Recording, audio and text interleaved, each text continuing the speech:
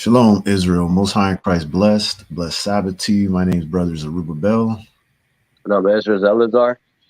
We are with Children of Israel, and once again, we are here to bring out a lesson to the body of Israel on this beautiful, wonderful Sabbath day. We haven't had many clear blue skies in a while, so it's nice to see one. All praises to the Most High that we're getting such a beautiful day here in California, Northern California, anyway. Um, but we're going to be going through this lesson as we started last Sabbath. These lessons are going to be dealing with the Passover. There's a lot of information that needs to be brought out in regards to the Passover. Um, Unfortunately, what's happening right now as this truth is growing is that a lot of people in a lot of camps, a lot of groups are under the impression that the Passover is about getting dressed nice, putting on your best garments, which, there's nothing wrong with that. But that seems to be the main focus. Putting on your best garment, you know what I mean? Sitting down, having a meal, eating the Passover, drinking, bringing the strong drink, drinking the strong drink, dancing, having fashion shows, concerts, stage plays. You know what I mean? All this stuff that's going on with the Passover that's got nothing to do with the Passover and the Feast of Unleavened Bread. A lot of it is just to keep you pacified, to keep you entertained, because they know that our people's attention span is short and you don't really want to hear the truth about the Passover. It's too boring to have to bring out all this information about the Passover because it's a lot and it's hours and hours and hours of information that we've got to go through. You can't go through it in one lesson. Last week, last Sabbath, we started with, just the Passover itself, just the basics of why we celebrate the Passover. What was the incident or situation that happened that the Most High told us to commemorate this high holy day, which is called the Passover? We went over that last Sabbath. We went through the precepts in showing what happened. We were enslaved in Egypt. The Most High sent Moses to go to the Pharaoh to ask the Pharaoh to let his people go. The Pharaoh hardened his heart, refused to do it. The Lord sent plagues upon Egypt, 10 to be exact. And the last plague that he sent before the Pharaoh finally let us go was the Passover, where the children of Israel were given certain directions to put the blood of a lamb on their doorposts, to stay inside their homes, that the Lord was going to pass over the land of Egypt and was going to kill the firstborn of all the Egyptian children. And not just the children, the firstborn, period. Let me correct that, because I made that statement last Sabbath, that it wasn't just the children, it was the firstborn, period. It didn't matter if you were a child or an adult. If you were the first one born in a household, you died. Unfortunately, that's what most people tend to believe, is that it was just the firstborn children that were killed. It wasn't just the firstborn children; it was firstborn of a household, period, that was killed. So the children of Israel were given certain directions that if they followed the directions, stayed in their homes, the Lord would pass over their homes and they would be safe. They would live. And to commemorate this, this was the night that the Lord took the children of Israel out of Egypt. So we were told to commemorate this. All right. So this is giving a little rehash of what we covered last Sabbath. This Sabbath, we are going to be covering when is the Passover. All right. So these are frequently asked questions, FAQs, as you know, most people will put it. Frequently asked questions about the Passover that, in order to stop any confusion or not to have anyone in confusion about the Passover, to make it readily easy for someone to find out this basic information about the Passover. That's why we are doing these videos and doing these lessons, to make it easy for you. You know, just go watch the videos and get the information, because the Passover is more than just getting dressed nice, sitting down, eating a meal, and having a bunch of entertainment. It's a whole lot more to it than just that. There are a lot of lessons to go through with the Passover. Like we said, this one is when is the Passover? Another one, how to keep the Passover. Because one of the main things that's usually looked over when it comes to the Passover are the offerings of the Passover. There are a lot of offerings that, you know, are required of the Passover. Mainly, actually, the Passover is mostly about us giving our offerings to the Most High on the Passover. And that's frequently looked over by camps, camp leaders, churches, church groups, Israelite church groups, when it comes to the Passover. So we're going to go through, we're going to give you the hours and hours and hours and hours of information to show you about the Passover. Because even something as simple as when the Passover actually is, there's confusion about it. Certain camps are in the midst of their Passovers already, which they started a week ago. Some started 2 weeks ago. Some aren't having theirs until the middle of April. So why the discrepancy? What is going on that there are so many different Passovers being held when there's only one Passover? There's only one that the Most High ordained. And I know everybody's claiming that they've got the Passover. They've got the day, the actual day when it starts. But you got to ask yourself, if that is so, why is Camp ABC holding their Passover on certain days? Camp DEF is holding their Passover a couple of weeks after Camp ABC. Camp GHI is holding their camp at the beginning of April. Camp JKL is holding their camp in the middle of April, and so on. It's crazy. Who's telling the truth? How do you know? That's why you've got to stick to what's written, stick to the precepts. Because we were basically told, we were warned that these things were going to happen.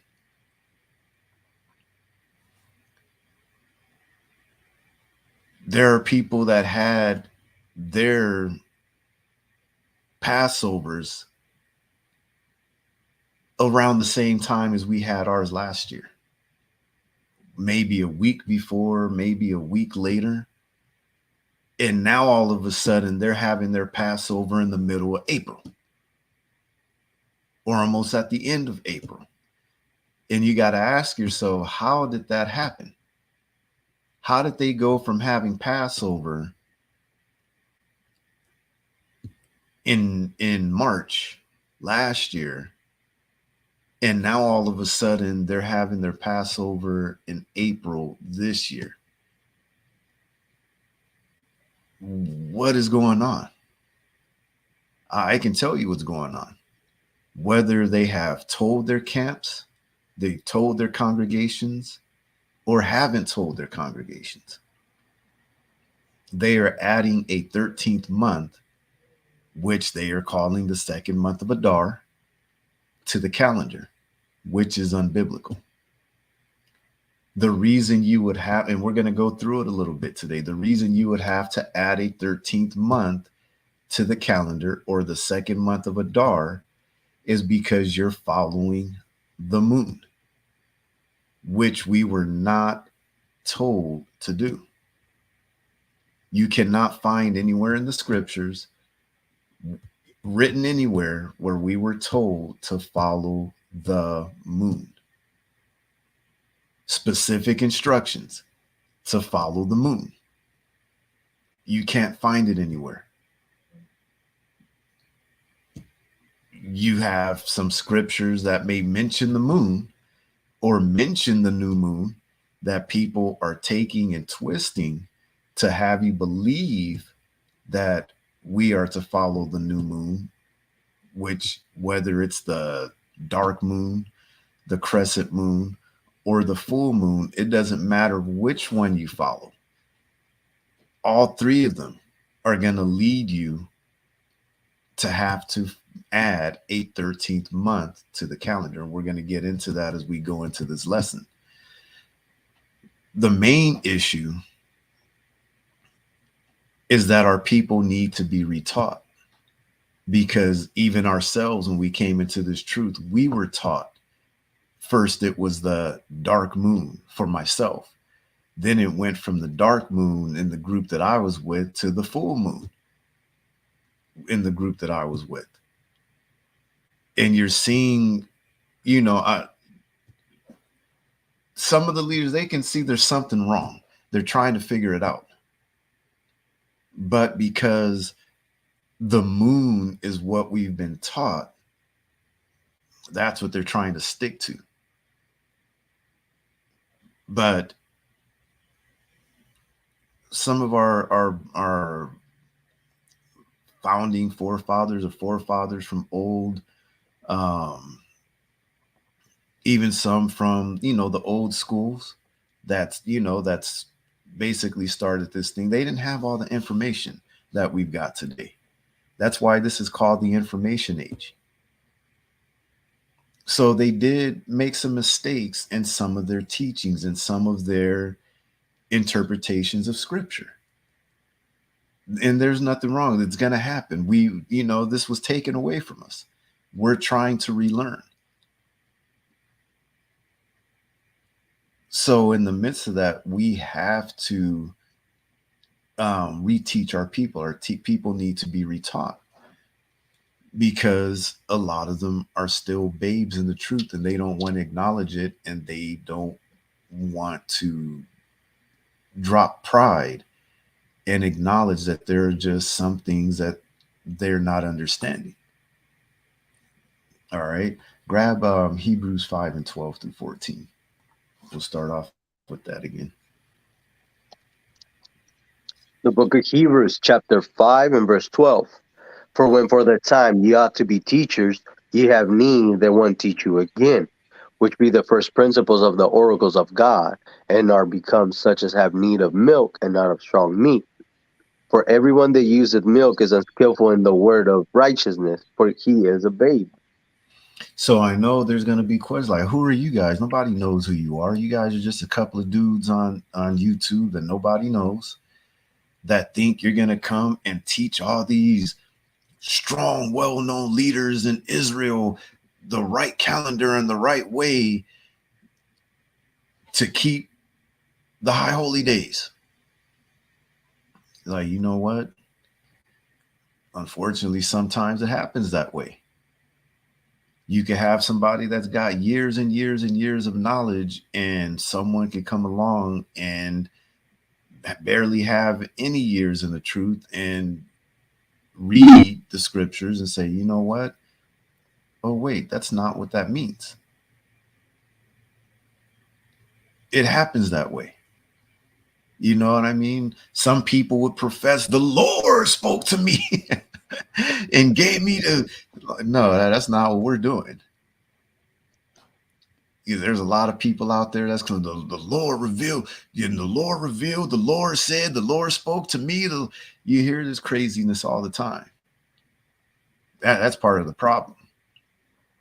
You know what I mean? We're just two guys that did as we were told, go precept upon precept, line upon line, here a little and there a little. And we did that and have come to this understanding and the conclusion that there was something wrong. Why does the high holy days keep falling a couple of weeks every year when we're following the moon? So we had to go and search out the information. And after we did, it was like, no wonder. It's been right here in front of our faces the whole time, and nobody wants to acknowledge it. For when for the time you ought to be teachers, you have need that one teach you again. Had to drop the pride and be willing to listen to scripture and say, you know what, yeah, we need to be retaught this because what we were doing isn't making sense. It's not making sense that we're supposed to be having these high holy days at a set season every year, but yet set said season keeps falling behind by 2 weeks every year by following the moon. What's going on? We had to become newborn babes and be willing to desire the sincere milk of the word so that we could grow. And that's all we're asking anybody else to do. Go watch the videos, look at the information. And I can guarantee you're going to come to the same conclusion that, oh, wait a second. Yeah, there is something wrong. We were told that there was going to be this problem, that there was going to be this issue if we followed the moon. The problem is with Israel is Israel will not listen to the Most High, will not listen to what's written. Okay, so a lot of our people are more interested in chewing on meat rather than suckling on milk. That's just the truth of what's going on in Israel today.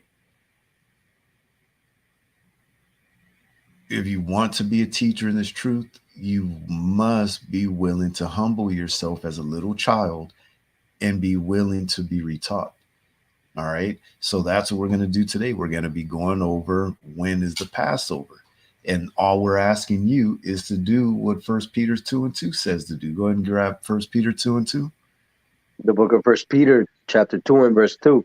As newborn babes, desire the sincere milk of the word, that ye may grow thereby.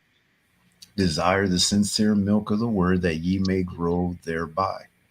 That's all we're asking you to do, is what the scripture says.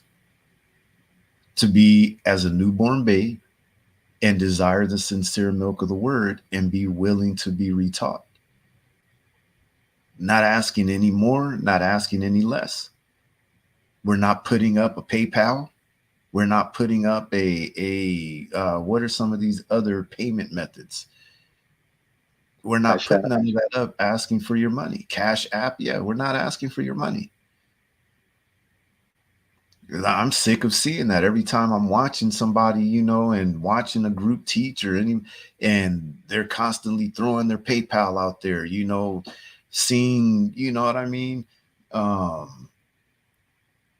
Watching a debate the other day, and the debate, quote unquote, supposed to be free. But if you wanted to ask a question, the only way your question was going to be asked is if you paid to ask your question. It didn't make sense. So it was like, oh, wait a minute, this person, they put $20, so their questions got to be asked. But what if the person that don't have the money to pay actually has a legit question that needs to be answered? You're just ignoring their question because they didn't pay any money to answer the question of the person that paid $20. Where is that biblical? Doesn't the scripture say be ready to answer any question at all times of any man that asks of you? Could you imagine that, being out in the streets teaching, and somebody comes up and asks a question, and you say, wait, hold on, I'm not going to answer your question because this person right here is about to pay me $20 for the question that they asked? Could you imagine that? Right. What's the difference? Just because it was on YouTube and not on the streets? But see, this is the kind of trickery and slick stuff that we see going on in the truth. People looking for filthy lucre, put elaborate titles into their videos just so they could get views. So we're not asking for your money. The only thing we're asking for is for your time, your humility, and patience to watch the videos and learn, because they are time consuming.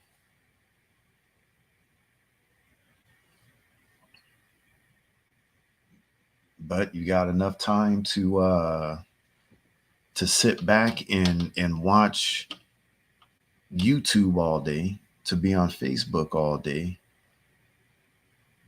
watching, you know what I mean? What do they call it? Binging, video binging or binge watching.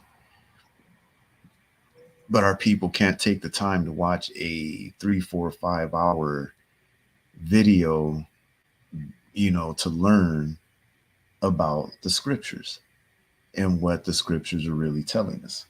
So, as I said, we were told from the beginning about the issues that were going to be plaguing our people with following certain doctrines, following the moon, especially. But the problem is, in Israel, there's this, I don't even know what to call it. To read any book outside of what we call the known scriptures, the Bible as is presented today, you get ostracized. You get made fun of. All them brothers is bugging out. You're a bug out. But the very people that are saying this stuff, they've read these books themselves. They teach you stuff out of these books sometimes themselves. But they'll tell you, don't read these books. The white man wrote them books.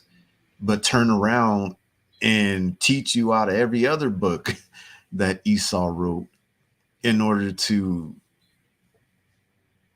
further prove the doctrines that they're teaching. So the first thing we're going to do about when it comes to dealing with the Passover, of when is the Passover, is we're going to go to the book of Jubilees. I've already got it, so I'll read it. Right. So we're going to go to chapter 6. We're going to read verses 32 through 38. Now, there's going to be people to tell you, oh, man, what you reading, the book of Jubilees? You reading the book of Jad? Oh, man, you reading Enoch? Man, you bugged out.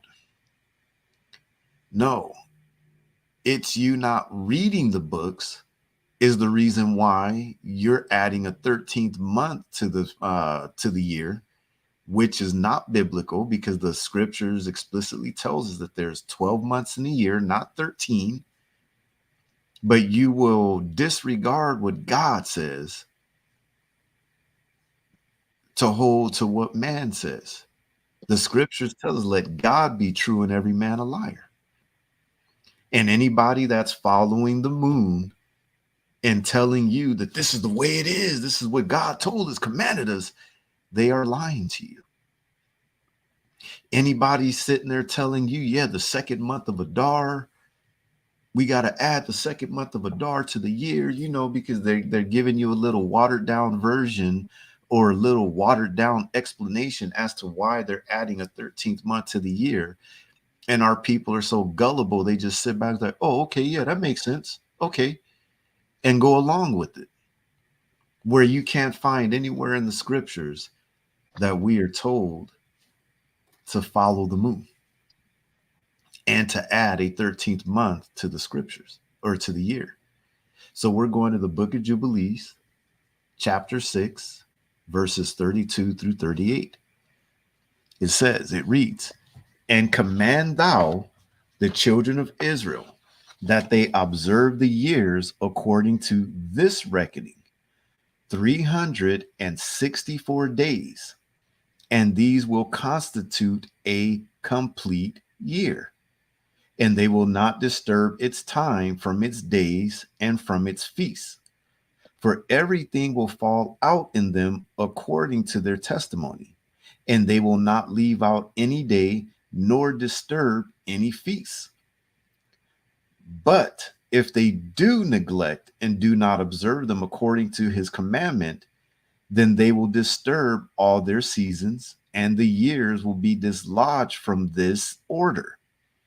And they will disturb the seasons, and the years will be dislodged, and they will neglect their ordinances.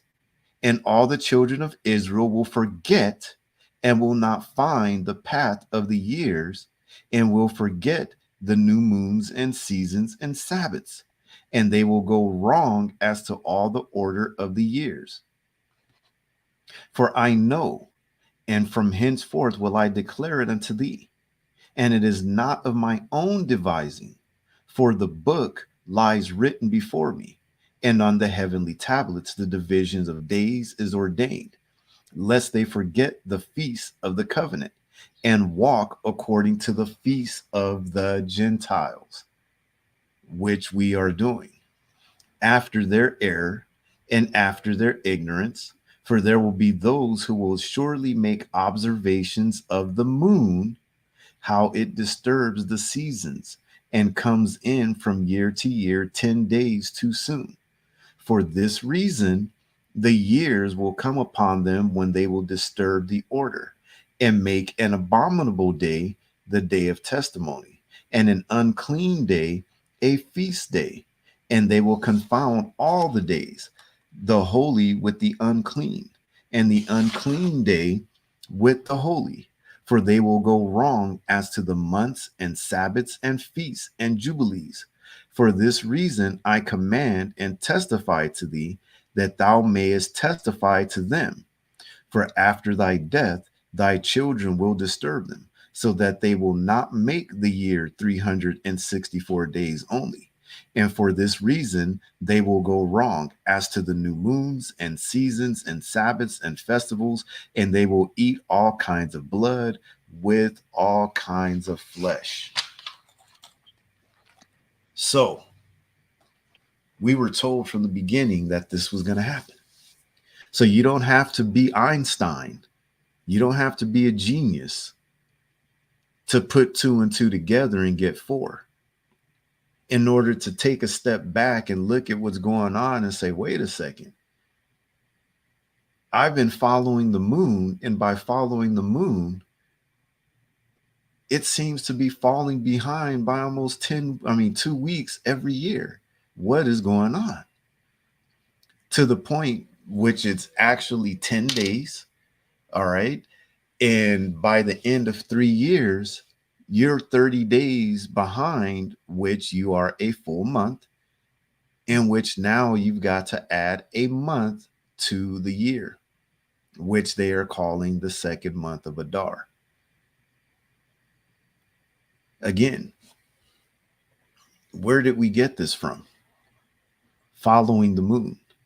We got it from following the other nations and following their feasts and high and their holy days or holidays, the Gentiles' ways. Wasn't it just last month, I believe it was, that they had Chinese New Year? Well, wasn't it like last month? Give me a second.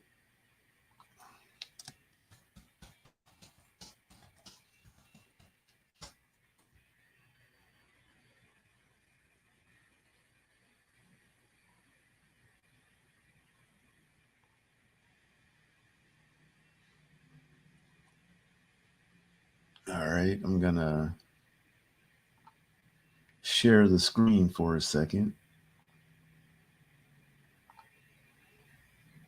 Let me know when you can see it.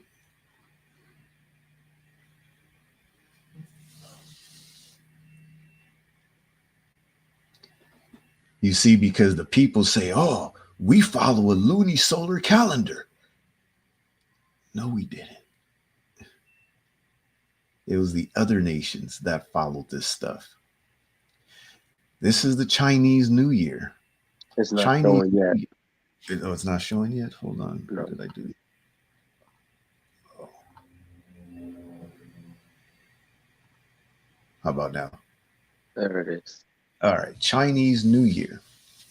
Chinese New Year is the festival that celebrates the beginning of a new year on the traditional lunisolar Chinese calendar. In Chinese, the festival is commonly referred to as the Spring Festival, as the spring season in the lunisolar calendar traditionally starts with Lichun, the first of the 24 solar terms, which the festival celebrates around the time of the Chinese New Year, marking the end of winter and the beginning of the spring season. Observances traditionally take place from New Year's Eve, the evening preceding the first day of the year, to the Lantern Festival, held on the 15th day of the year. The first day of Chinese New Year begins on when? What is this? The new year, the first day of Chinese New Year, begins on the new moon that appears between 21st January and 20th February. Oh, but I thought it was the other nations that were copying us. No, it's the other nations that followed this madness, that followed the moon.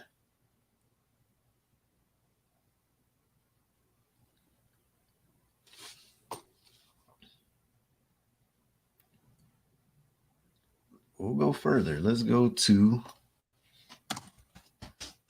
Hmong New Year.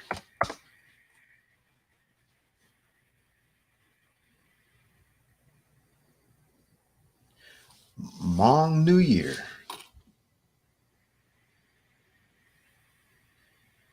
One festive holiday the Hmong culture celebrates is the Hmong New Year celebration, which is a cultural tradition that takes place annually in selected areas where Hmong communities exist and in a modified form where smaller communities come together. During the New Year celebration, Hmong dress in traditional clothing and enjoy Hmong traditional foods, dance, music, bullfights, and other forms of entertainment. Hmong New Year celebrations have Hmong ethnic traditions and culture and may also serve to educate those who have an interest in Hmong tradition. Hmong New Year celebrations frequently occur in November and December, traditionally at the end of the harvest season when all work is done, serving as a Thanksgiving holiday for the Hmong people. According to folklore and legends, Hmong New Year is traditionally held on the last day of December, which then lasts until 3 or 4 days within the first days of January. Historically, the Hmong New Year celebration was created to give thanks to ancestors and spirits, as well as to welcome in a new beginning. It is also a time of the year where Hmong people gather with family and meet with relatives from other regions. Traditionally, the celebration lasts for 10 days, has been shortened in America due to the difference between the traditional Hmong farming schedule and that of the American 40-hour work week schedule. It has also served the double purpose of a convenient meeting place and time for the Hmong leadership from the days of China even until now. During the Hmong New Year celebration, the Hmong ball tossing game, Pov Pov, is a common activity for adolescent boys and girls form two separate lines. You know what? Let me. I don't want to go too much into that stuff.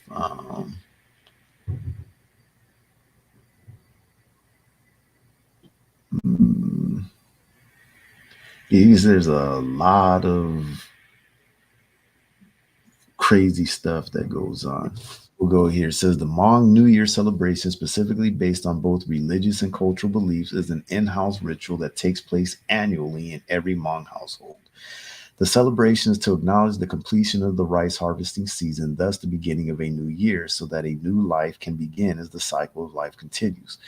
During the celebration, every wandering soul of every family member is called back to unite with the family again, and the young will honor the old or the in laws, a ritual of asking for blessings from elders of the house and clan, as well as the in laws of other clans. And you're starting to see this stuff creeping in to our people following this kind of stuff. Oh, we got to talk to the ancestors, you know what I mean? Voodoo and all this kind of stuff. Um,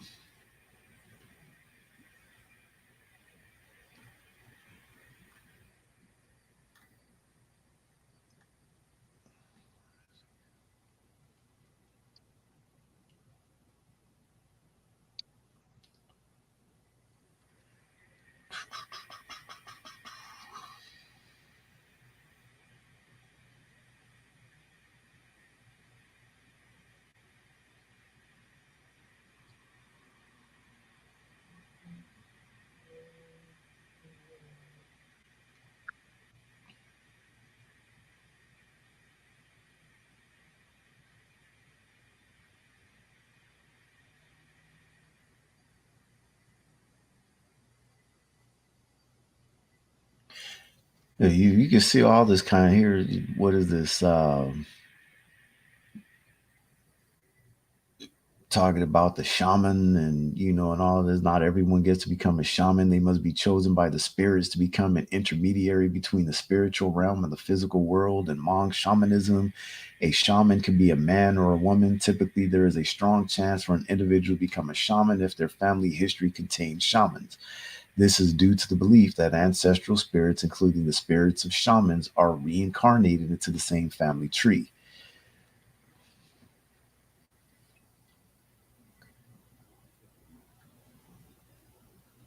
Yeah, you're starting to kind of see that kind of stuff enter into the Israelite community, that you're a Levite, and you're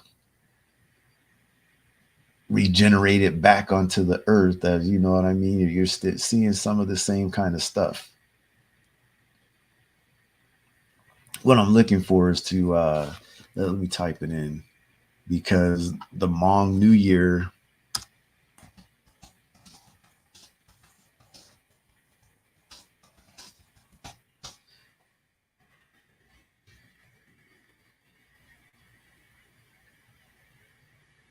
Um,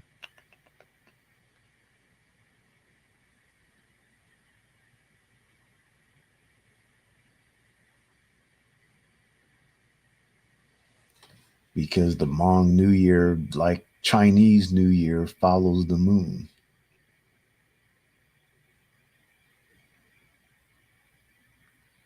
Hmm.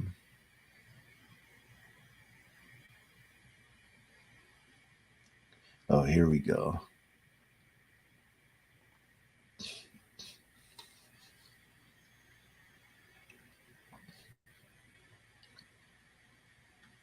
Can you still see? Yes. All right.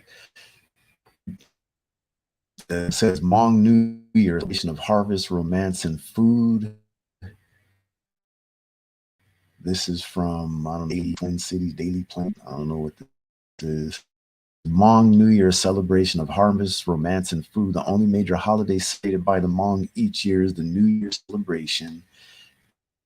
Time to fall during the full moon around November. And also it falls after the rice harvest and also marks the beginning of the lunar new. So you got to look this stuff up. All right. So you can see, let's go to, I'm going to go back to Wikipedia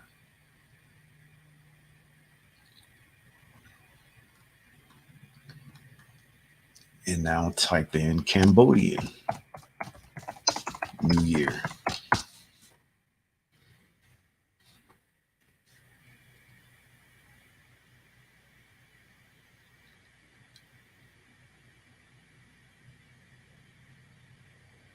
All right. So Cambodian New Year, also known as Choj Nam, to me, I don't know if I'm pronouncing it correctly, is a traditional celebration of the Solar New Year in Cambodia, a 3 day public holiday in the country. The observance begins on New Year's Day, which usually falls on 13th April. 14th April is the end of the harvesting season when farmers enjoy the fruits of their labor before the rainy season begins. Khmer living abroad may choose to celebrate during a weekend rather than just specifically 13th April through 16th April. The Khmer New Year coincides with traditional solar New Year in several parts of India, Bangladesh, Nepal, Sri Lanka, Myanmar, Laos, and Thailand. Um, Moha Sangranta or Sangranta, derived from Sanskrit, is the name of the first day of the New Year celebration. It is the end of the year, the beginning of a new one. People dress up and light candles and burn incense sticks at shrines where the members of each family pay homage to offer thanks for the Buddha's teachings by bowing, kneeling, and prostrating themselves 3 times in front of this image. For good luck, people wash their face with holy water in the morning, their chests at noon, and their feet in the evening before they go to bed. Now, some of these customs you're going to find are close in tradition to ours, because you got to remember that the Moabites and Ammonites are our cousins. They are Shemitic. So you're going to find, that some of the sons of Abraham, or the children of Lot, the children of Abraham, their customs and traditions are not that dissimilar from ours. The problem is they went off and got into idolatry where we were not supposed to. If that makes sense to you, you got ears to hear.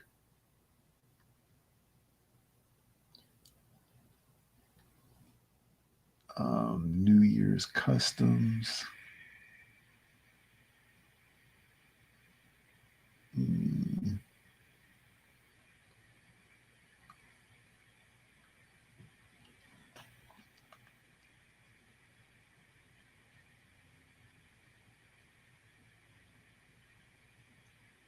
So you can see, talking about the dates in the Khmer calendar, just like the Chinese calendar, they have these different animals for the year: the snake, the horse, the goat, the monkey, rooster, dog, pig, rat, ox, tiger, rabbit, dragon, snake, horse, goat, monkey, rooster, dog, pig, rat, ox, tiger, rabbit, dragon, snake. Um, Let me see. Let me look for another one. Uh,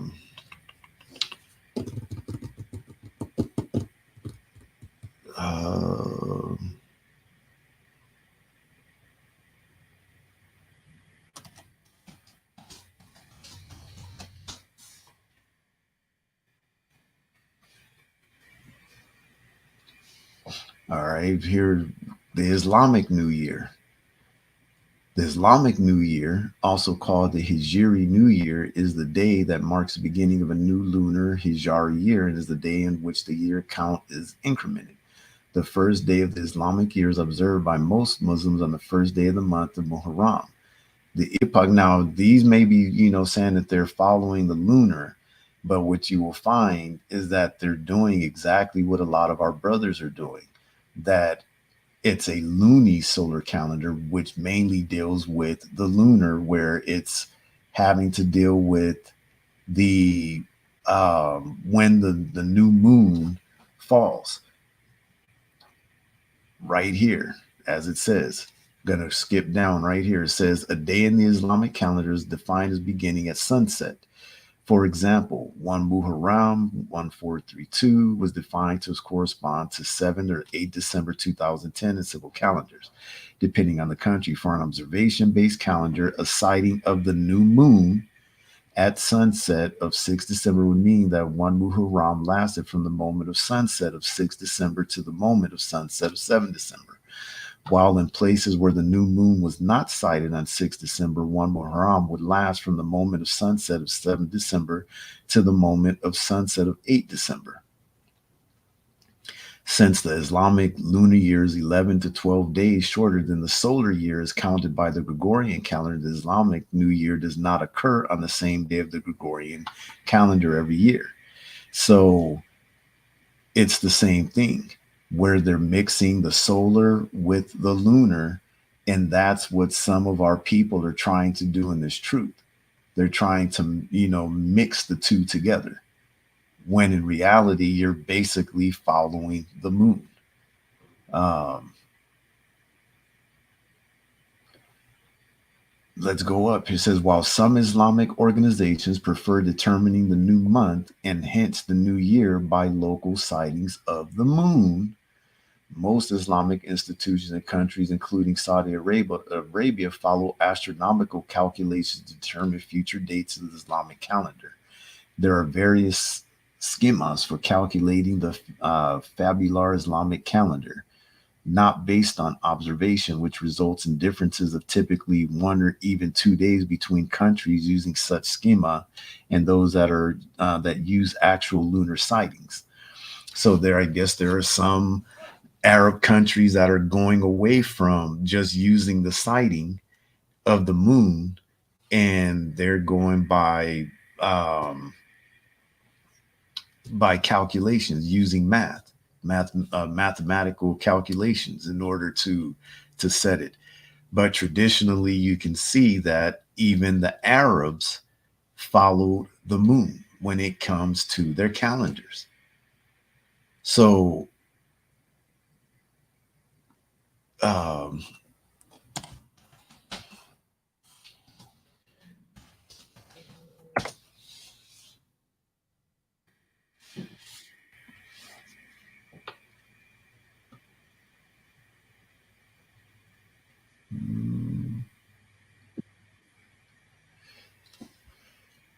So I'll start right here. The Korean lunisolar calendar, like most East Asian calendars, such as that of Japan, Mongolia, Vietnam, and Taiwan, are derived from historical variants of Chinese ones, such as the Sixtian calendar of the Ming Dynasty. China and Japan use different terms for their respective New Years, such as, I don't know what that reads, which are derived from classical Chinese. During this time, many Koreans visit their family, perform ancestral rites, wear the hanbok, chosan alt, eat traditional food, and play traditional folk games. One of the most well known practices in the current day is receiving money from their elders after performing a formal bow, a tradition likely adopted from Confucian customs. Seolo generally occurs in January, February, and the second new moon after the winter solstice, unless there is an intercalary 11th or 12th month in the lead up to the new year. In such a case, the new year falls on the third new moon after the solstice. So, again, we've typed in several different nations, nationalities of peoples that would be considered Gentile peoples, according to the Bible, that are following what? The moon, doing exactly what we just read in the book of Jubilees, that we, as God's chosen people, would go wrong in our calculations of his high holy days and feast days because we would follow after the Gentile nations and following after their feasts and high holy days. And you may ask yourself, when did this happen? As we've told you before, go back and read the book of Judges, and you will see the many different times that the children of Israel ended up in captivity in these different Gentile nations, such as under the Moabites. Go and read it. And we learned these customs from them. And we did not let them go. The Most High let us get away with some of this stuff. He let us get away with it for a time.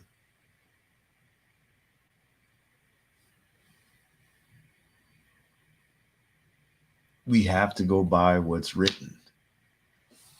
We're going to go to the book of Enoch. I'm going to go to chapter 74.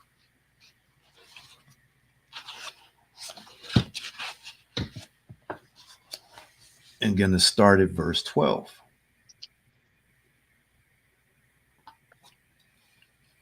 The book of Enoch, chapter 74, and verse 12. It reads, "And the moon falls behind the sun and stars to the number of 30 days. And the sun and the stars bring in all the years exactly, so that they do not advance or delay their position by a single day unto eternity, but complete the years with perfect justice in 364 days." 364 days. America says it's 365. God says it's 364. Are we going to listen to the Most High, or are we going to listen to man? Are we going to continue to let people ostracize you or make fun of you or make you feel like a fool for reading the books of Enoch, Jubilees, and Jasher, when the prophecies that they are making about us going wrong on the feast days are coming true? You're seeing it come true in these camps, and our people still can't wake up and simply listen to reason and say, "Oh, wait a second, there is something wrong here. Let me read what these books have to say." We're going to go to Enoch chapter 75 and verses 1 through 2. It reads, "And the leaders of the heads of the thousands who are placed over the whole creation and over all the stars have also to do with the 4 intercalary days, being inseparable from their office according to the reckoning of the year. And these render service on the 4 days which are not reckoned in the reckoning of the year. And owing to them men go wrong therein. And owing to them men go wrong therein. For those luminaries truly render service on the world stations, one in the first portal, one in the third portal of the heaven, one in the fourth portal, and one in the sixth portal, in the exactness of the year is accomplished through its separate 364 stations."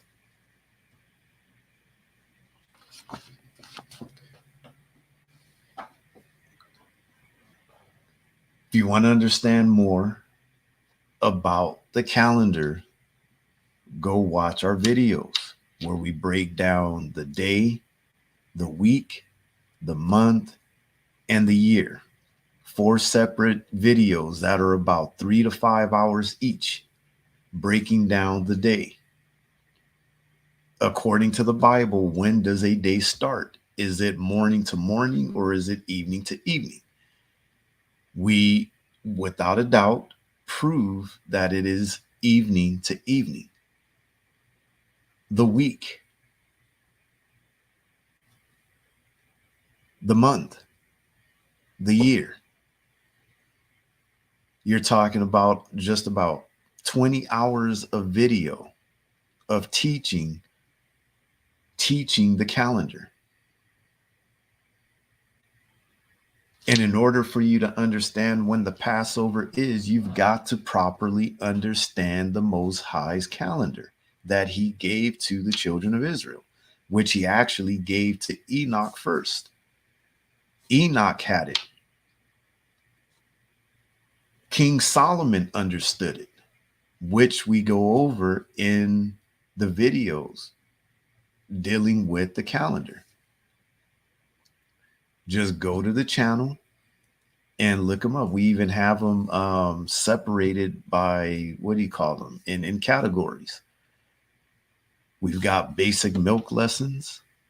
We've got the calendars, and we've got another separate category for the Ten Commandments, where we break down the commandments. Go and watch them.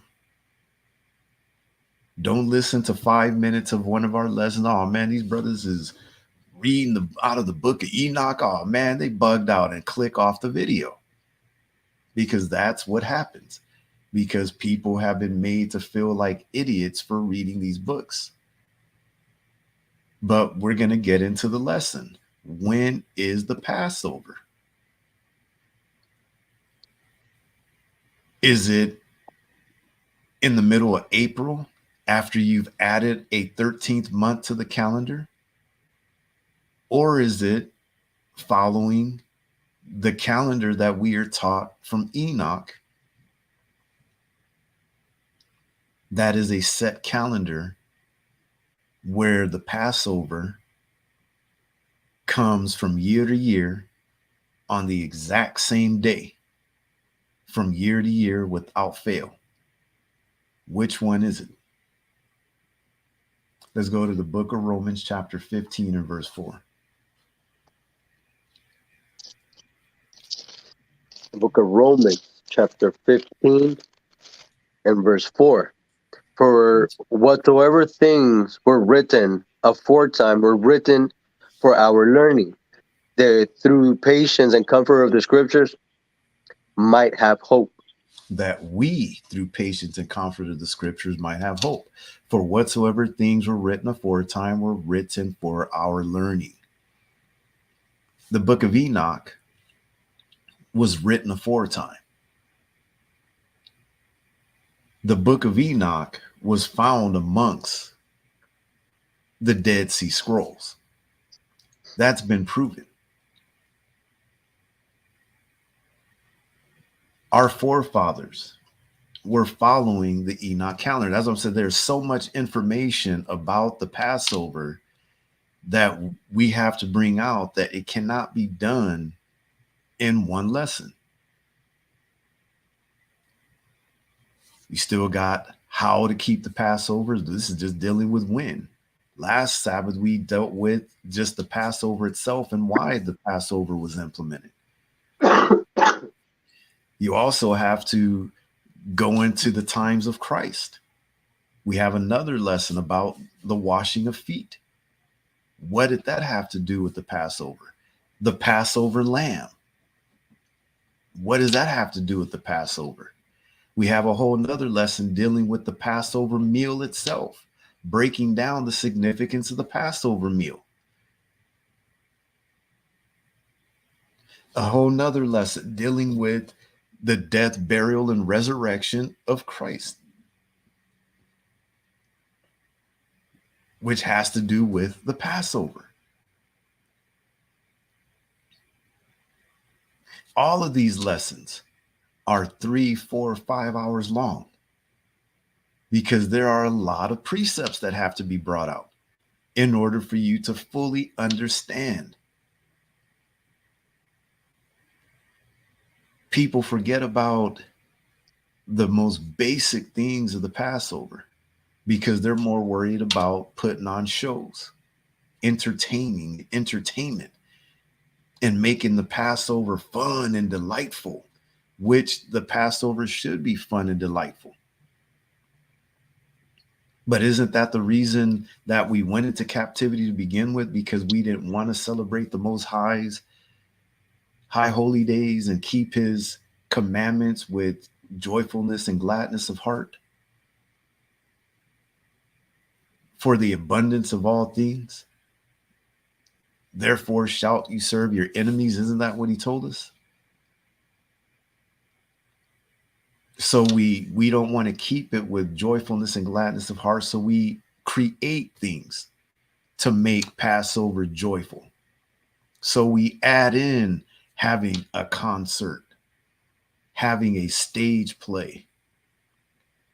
You throw in Black Wall Street and buying and selling during the Passover.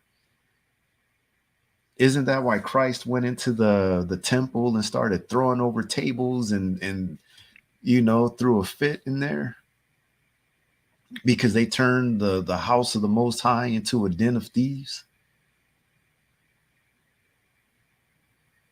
They were in there for filthy lucre just so they could make money on the Passover. The same thing is still going on today.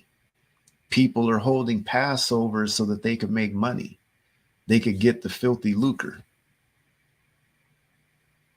But we have to go by what was written aforetime. The things that were written aforetime were written for our learning.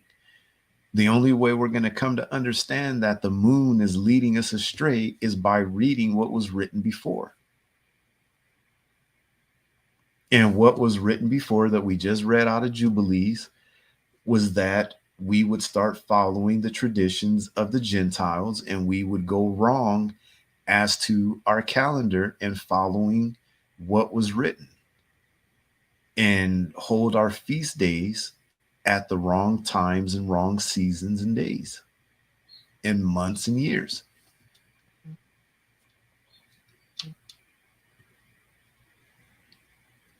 So we're going to get into it. When is the Passover? Let's go to the book of Exodus, chapter 12, and you're going to read verses 1 through 6. The book of Exodus, chapter 12, and verse 1. And the Lord spake unto Moses and Aaron in the land of Egypt, saying, This month shall be unto you the beginning of months. It shall be the first month of the year to you. Speak ye unto all the congregation of Israel, saying, In the 10th day of this month they shall take them every man a lamb according to the house of their fathers, a lamb for an house. And if the house be too little for the lamb, let him and his neighbor next unto his house take it according to the number of the souls. Every man according to his eating shall make your count for the lamb. Your lamb shall be without blemish, a male of the first year. Ye shall take it out from the sheep or from the goats, and ye shall keep it up until the 14th day of the same month. And the whole assembly of the congregation of Israel shall kill it in the evening. So, when is the Passover according to what we just read in Scripture? It is on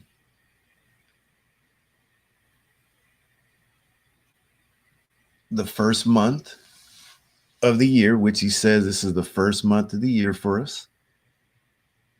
It says, This month shall be unto you the beginning of months. It shall be the first month of the year to you. As you read the scriptures, the name that they're using for this month is Abib or Aviv. I don't know if I'm pronouncing it correctly, but it means ear of corn. But it mostly has to do with the amount of growth of the crops at that time, a certain stage of growth of the crops at that time of year, which we cover in our lessons dealing with the calendar.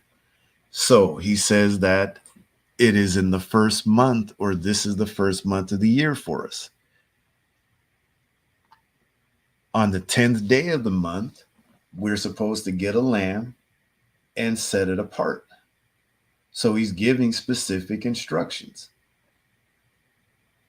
On the 14th day of the month, we are supposed to kill. I didn't realize I spelled that wrong. Let me fix that.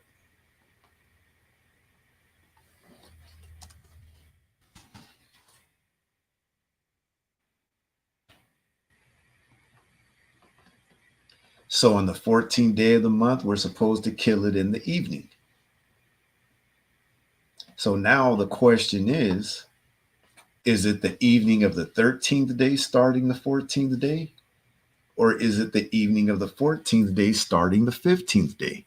Because there are people that are teaching that the Passover and the day and the Feast of Unleavened Bread are two different high holy days. That the Passover is the 14th day, meaning that it would start on the 13th day at evening and end on the 14th day at evening. And then the Feast of Unleavened Bread starts at the 14th day of evening, going into the 15th day of evening. But is that so? Does the day end in the morning or the evening? That's the other question that we have to ask.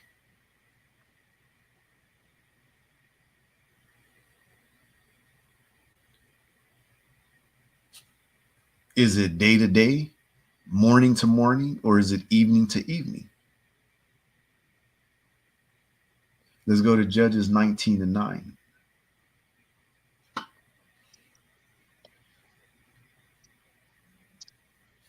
Book of Judges, chapter 19 and verse 9.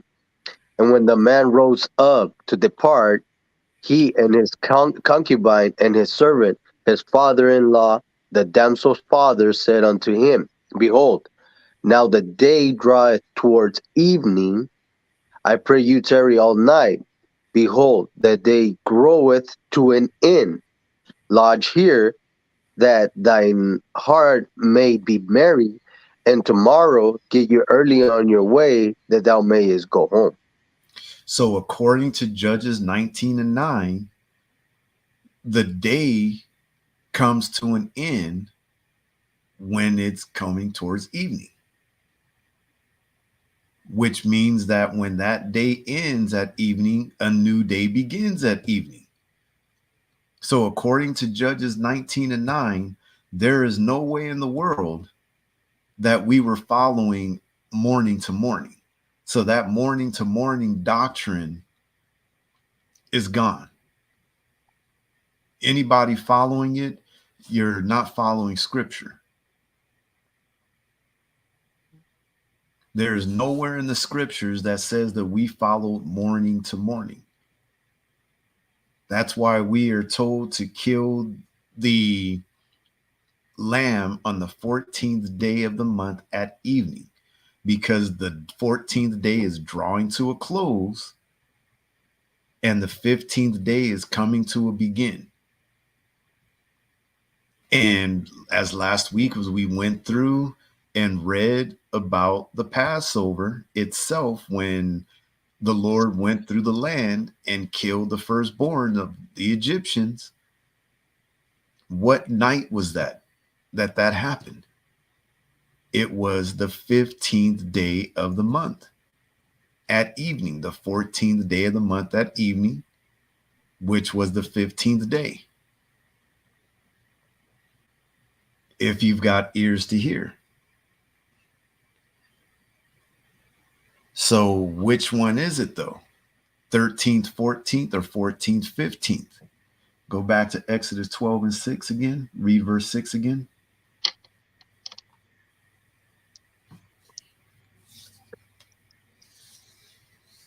The book of Exodus, chapter 12 and verse 6. And ye shall keep it up until the 14th day of the same month, and the whole assembly of the congregation of Israel shall kill it in the evening.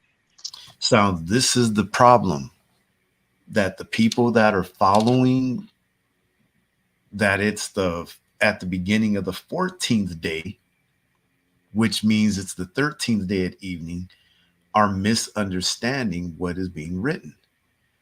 If you read it wrong, yes, it would sound like it's saying keep it up until the 14th day and kill it in the evening, meaning at the beginning of the 14th day. But that's not what it's telling us. It's not telling us to kill it at the beginning of the 14th day. It's telling us to kill it at the end of the 14th day. If you understand that. Are there other scriptures in the law that are using the same language that makes it a little bit clear? Yes, there is. Go to Leviticus 23 and read verses 26 through 32.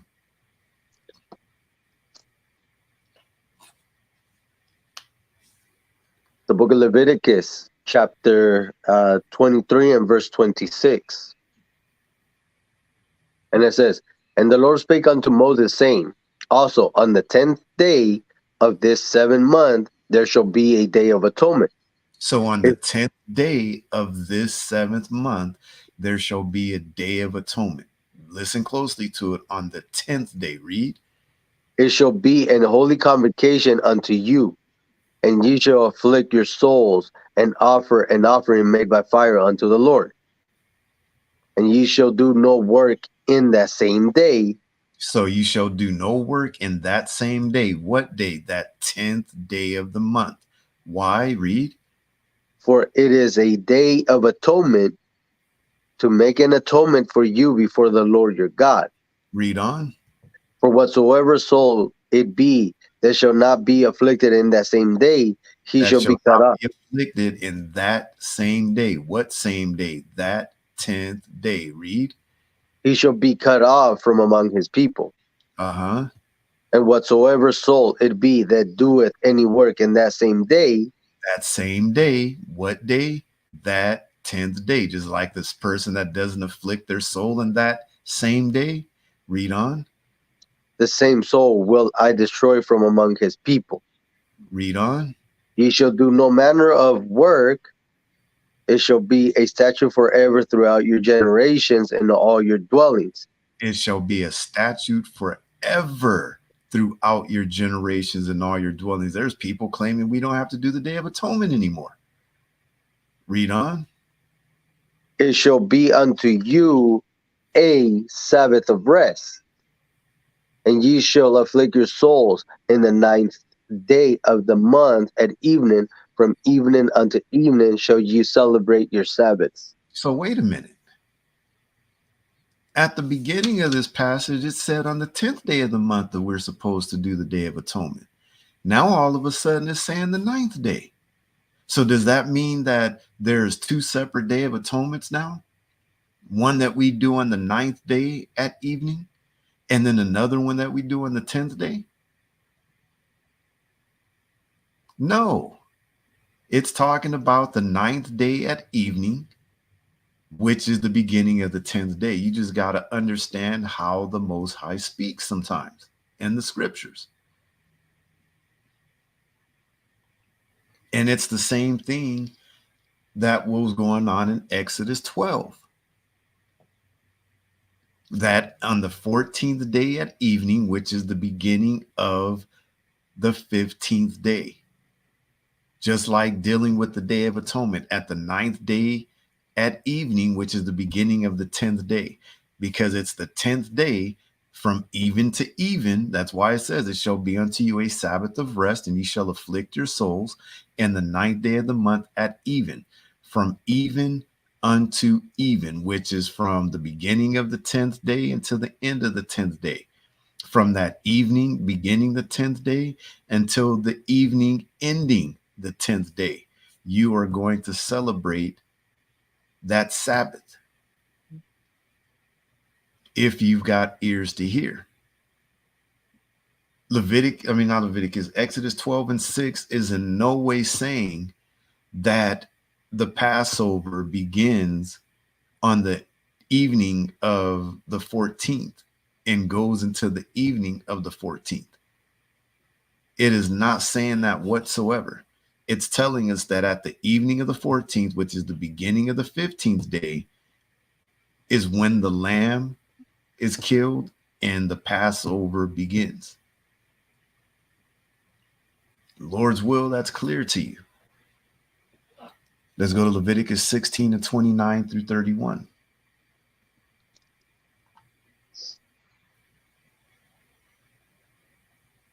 Leviticus chapter 16 and verse 29. And this shall be a statute forever unto you, that in the 7th month, on the 10th day of the month, ye shall afflict your souls, and do no work at all, whether it be one of your own country or a stranger that sojourneth among you. So he told us a statute forever that in the seventh month and the 10th day of the month you shall afflict your souls. Read on. For on that day shall the priest make an atonement for you, to cleanse you, that ye may be clean from all your sins before the Lord. It shall be a Sabbath of rest unto you, and ye shall afflict your souls by a statute forever. So it should be crystal clear now that the Day of Atonement in Leviticus 23 and 26 through 32 tells us that on the 10th day of the month we should afflict ourselves, and then goes on to clarify that from the evening of the ninth month,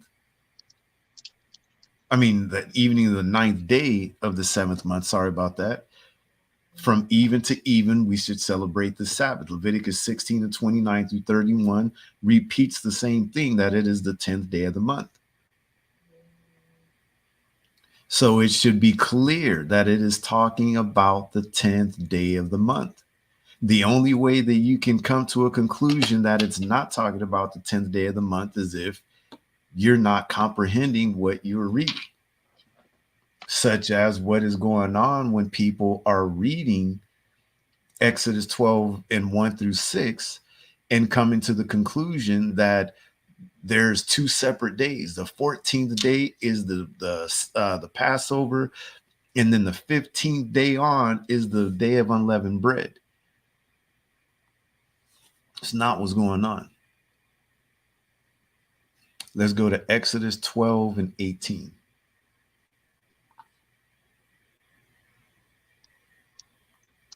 The book of Exodus, chapter 12, and verse 18. In the first month, on the 14th day of the month at evening, ye shall eat unleavened bread until the 1 and 20th day of the month at evening. So, what is this telling us? Is it the 13th day at evening? Because if you went by the 13th day at evening, there's no way you're going to come to the 21st day at evening to end the feast. It just will not happen. There's no way it could happen.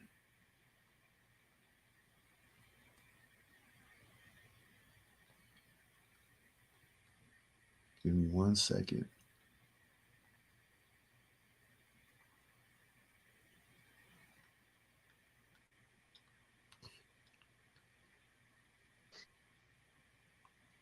All right, I'm going to share my screen real quick. Now, I'm not a graphic designer. I can't make elaborate looking, little diagrams and stuff. So I'm just doing it with with the skills that I have. All right. So this is what I was able to do in order to make this clear. Let me present, share screen.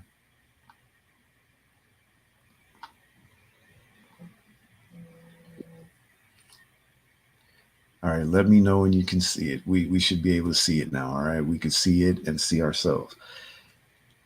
So, Exodus 12 and 18. In the first month, on the 14th day of the month at even, ye shall eat unleavened bread until the 1 and 20th day of the month at even. So, this little diagram, the 14th day at even, showing with an arrow going to the 15th day at even, with an arrow going to the 16th day at even, arrow going to the 17th day at even, going to the 18th day at even, to the 19th day at even, to the 20th day at even, to the 21st day at evening. All right. How many days is that? 15th day, which is the 14th day at evening, which is the 15th to the 16th is one. You see that, right? 15th to the 16th is 1 day. 16th to the 17th, 2 days. 17th to the 18th, I just have the arrow, 3 days. 18th to the 19th, 4 days. 19th to the 20th day, 5 days. 20th to the 21st, 6 days. 21st to the 22nd, which is the 21st that evening. It's the end of the 21st that evening, and that evening is the beginning of the 22nd day, equals 7 days. 7 days. If you started this on the 13th day at even, which is the 14th day, you're going to end it on the 20th day at evening, going into the 21st day, beginning the 21st day, not ending the 21st day.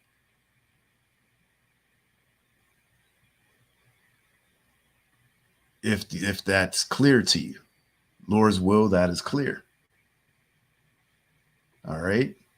So let me, like I said, don't know how to do all that graphic design stuff. I have a sister that she's got a degree in that. She's a graphic designer. Um, but I'm just doing the best that I can with it. All right. So, Lord's will, that makes sense to you. That is the 14th day at even. Let's go to Leviticus 23 and verse 5.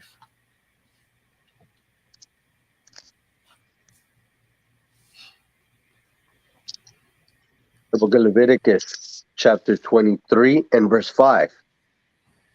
In the 14th day of the first month at evening is the Lord's Passover.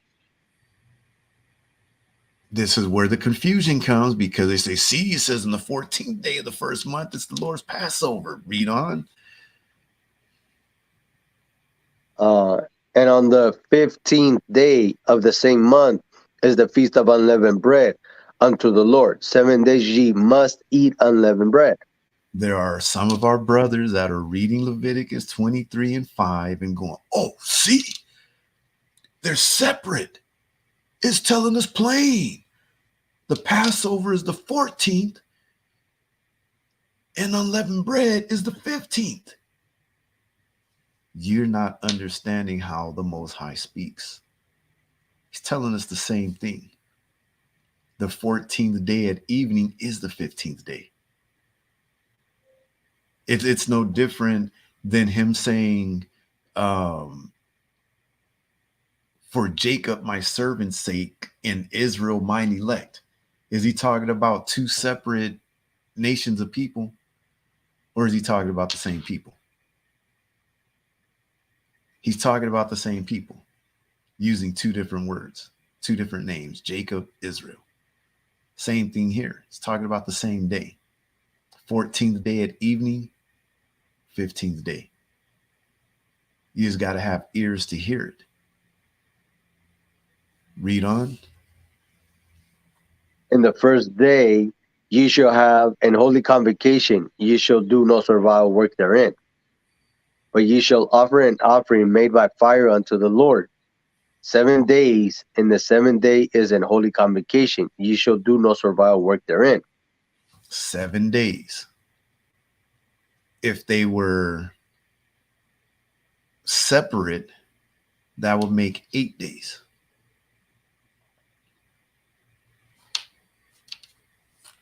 Am I right? Right. Let's go to Numbers 9 and 2 through 5.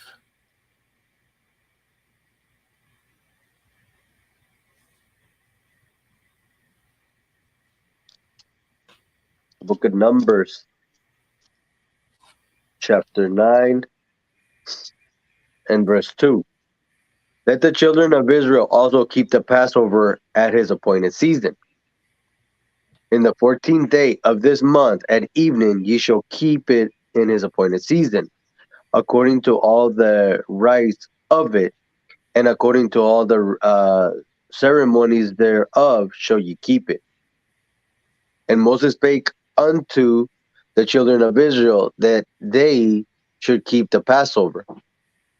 And they kept the Passover on the 14th day of the first month at evening in the wilderness of Sinai, according to all that the Lord commanded Moses, so did the children of Israel.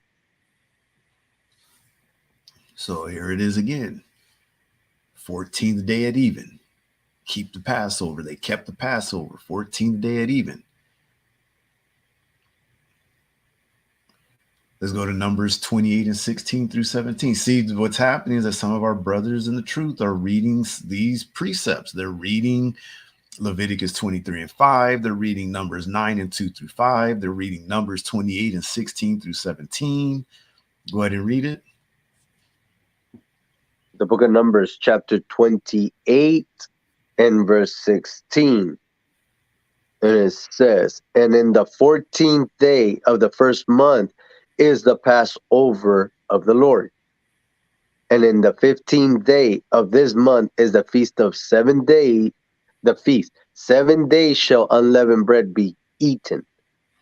So they're reading these. Oh, see, there's 2, 3 scriptures you could go to that shows that the Passover and Feast of Unleavened Bread are separate. Are these verses really splitting the days into 2 separate feasts? Is that what's happening? Go back to Exodus 12 and 8.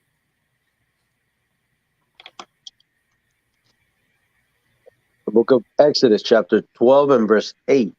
"And they shall eat the flesh in that night, roast with fire, and with unleavened bread, and with bitter herbs they shall eat it." So hold on.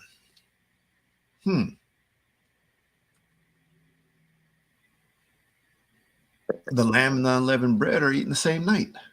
Right, The 14th day at even is the 15th day. And they shall eat the flesh in that night, roast with fire and unleavened bread and with bitter herbs, and they shall eat it. If you're doing that on the 14th day, separate from the Feast of Unleavened Bread, which begins the next night, then that means you're eating unleavened bread for 8 days. Am I right? right, But right. that's not what it's telling us.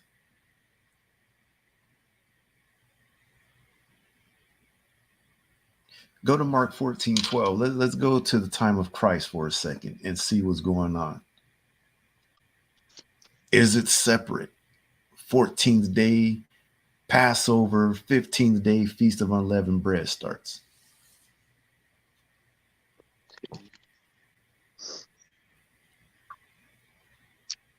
Book of Mark, chapter 14 and verse 12. "And the first day of unleavened bread, when they kill the Passover, They what? when they kill the Passover, And the first day of unleavened bread when they killed the Passover. 14th day at evening, they killed the Passover. And they ate the flesh in that same night, along with unleavened bread and bitter herbs. Read. his disciples said unto him, Where wilt thou that we go and prepare that thou mayest eat the Passover?" Now, the next precept, we pulled it last week. Gonna bring it out again because this plays a key part in when the Passover is. Is it split into 2 days? The 14th is the Passover, and the 15th starts the days of unleavened bread? Or is it the same thing? Let's go to Luke 22 and 1.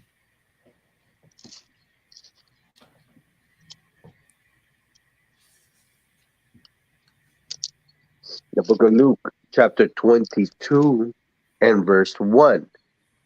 "Now the feast of unleavened bread drew nigh, which is called the Passover."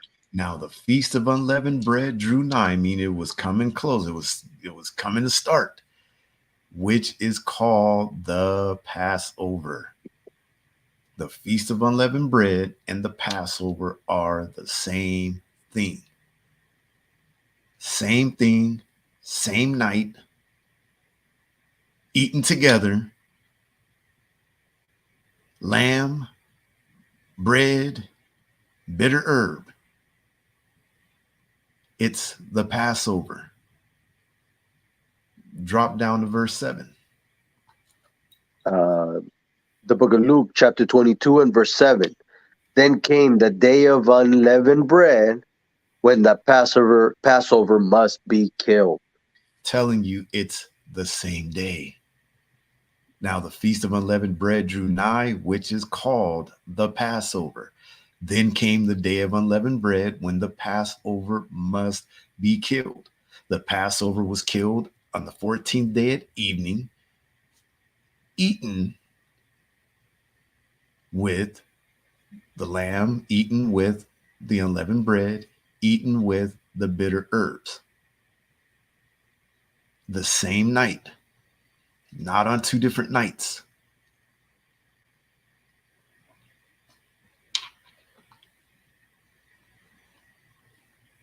See, this is where problems happen.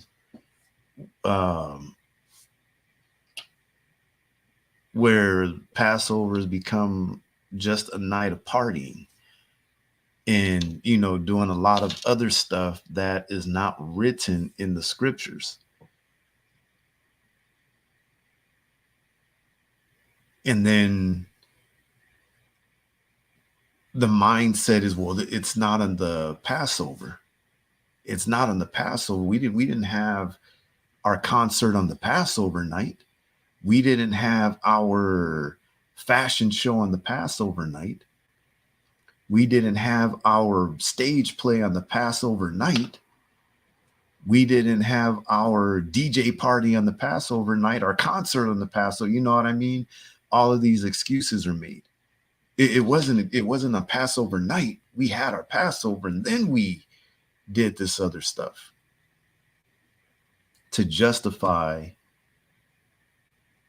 some of the things that are going on in some of these Passovers. All right. So we're going to continue on. In order to understand when the Passover is, you got to understand the monthly calendar, the yearly calendar, and when the year begins. All right. Um,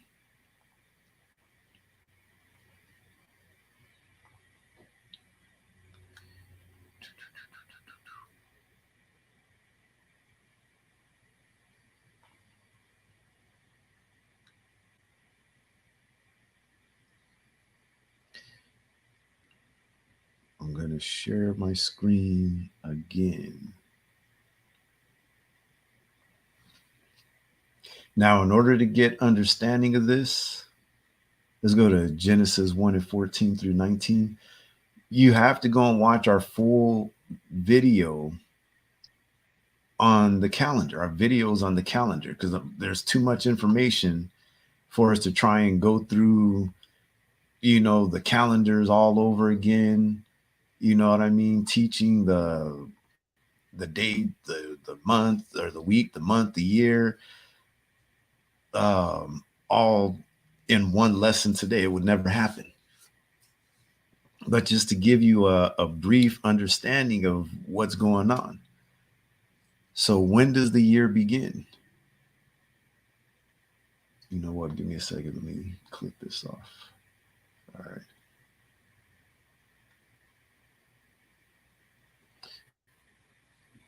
Go ahead and read what you got. The book of Genesis, chapter 1 and verse 14. And God said, let there be light in the firmament of the heaven to divide the day from the night, and let them be for a sign and for a season and for days and years. Notice it says, let them be for signs and for seasons and for days and years. Always got to point out to people, because when people quote this and they're dealing with the moon, they always say, you see, he told us for the moon, when he made the sun, the stars, and the moons, let them be for signs and seasons and months and days and years, and not realizing that it doesn't mention anything about months. Genesis 1 and 14 mentions nothing about months. It says for signs and for seasons and for days and years. Nothing mentioned about months. Go ahead and read. And let them be for lights in the firmament of the heaven to give light upon the earth. And it was so. And God made two great lights, the greater light to rule the day and the lesser light to rule the night. He made the stars also. And God set them in the firmament of the heaven to give light upon the earth, and to rule over the day and over the night, and to divide the light from the darkness. And God saw that it was good. And the evening and the morning were the fourth day. Try to cut it down so you can read it, but it's not working. But you can see he made the heavenly bodies, the sun, the moon, the stars. He made these lights. He made the greater light. He made the lesser light. On what day? And the evening and the morning were the fourth day. In order to understand the 7 day work week or 7 day Sabbath week, you have to go watch our video about the week where we break this down in detail. When the year begins, you have what's called the 7 day work week, which is being created during creation. The first day from even in the evening, second day from even in the evening, third day from even to even. And on the fourth day, he created what? The luminaries, the sun, the stars, the moon. He said, and God said, let there be lights in the firmament of the heaven to divide the day from the night, and let them be for signs and for seasons and for days and years. So when you start the year on the 7 day work week calendar or 7 day Sabbath calendar that intersects, you have to start it on the fourth day of that week. You see, it's here in America under the Gregorian calendar that it can fluctuate. That first day could be on the third day of the week. It could start on the first day of the week. January 1st could start on the seventh day. It doesn't matter because 365 days plus you add the leap year and all that stuff, it can fluctuate. The Most High's calendar does not fluctuate. The luminaries were created on the fourth day of the year. I mean, the fourth day of the creation week, which is the um, Sabbath week that was created, or work week, as you could also call it. That's where the calendar begins. The first day of the first month, which is the first day of the year. If you can see that, the first day of the first month, which is the first day of the year, starts right here. So, in order for you to understand the Passover and where it actually starts, you've got to know when the new year is, the actual new year. All right. So, I'm going to come back, stop sharing. Let's go to Exodus chapter 12 and verses 1 through 2.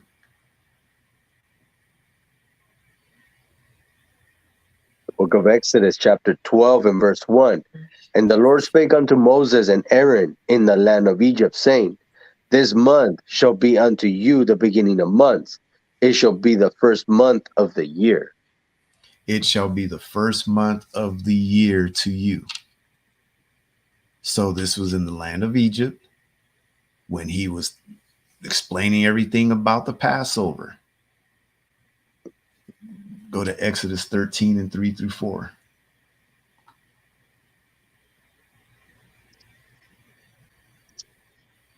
The book of Exodus, chapter 13, and verse 3.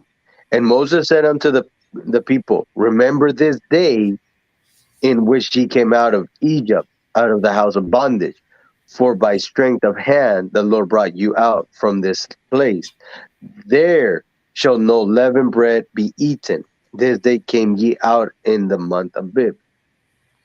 So he said, what? Remember this day in which ye came out from Egypt. Remember this day.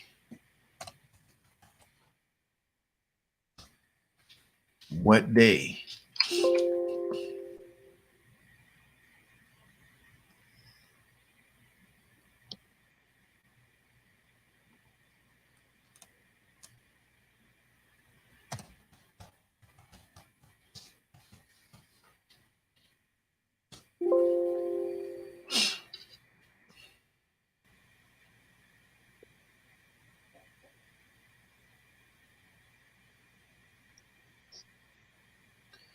Go to Numbers 33 and 3.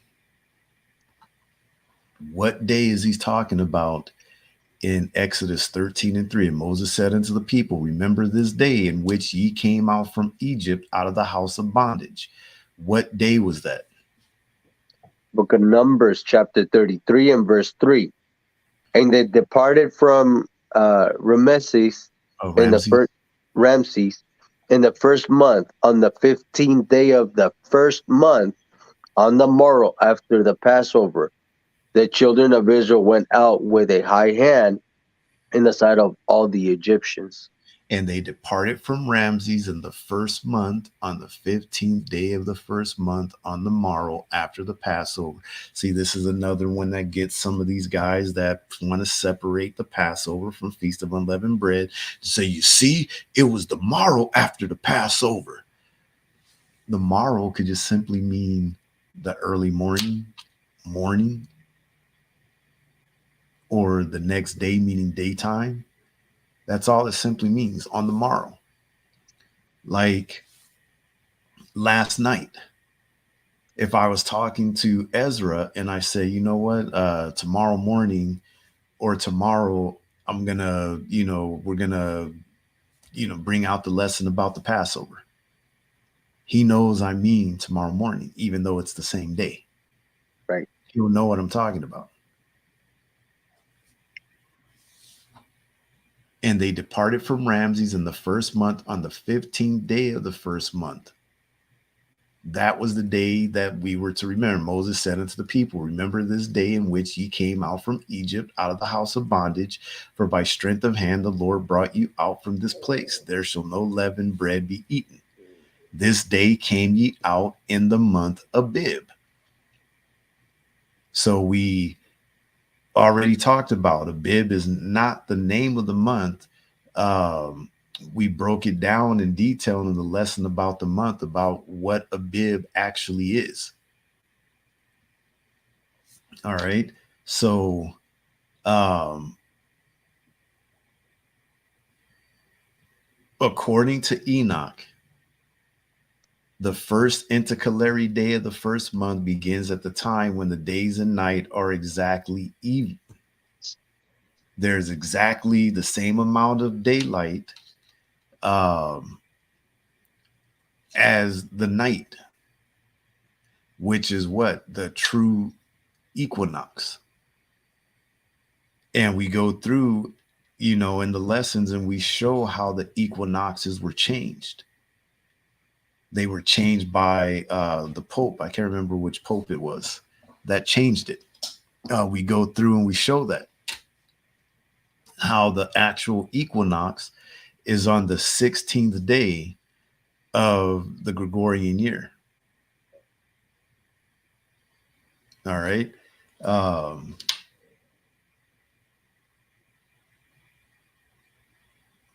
let me see. Let's go to, or actually, first, yeah, before we go there. Now, in order to understand when the Passover is, you have to know when the first day of the year is, which we just showed.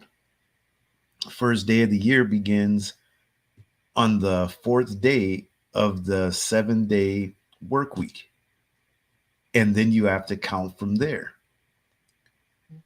10 days, 14 days, 14th day at evening, which is the 15th day, and then the 21st day. And you will find that the Lord's feasts are set feasts to be done in their proper seasons. Let me say it again. The Lord's feasts are set feasts to be done in their proper seasons.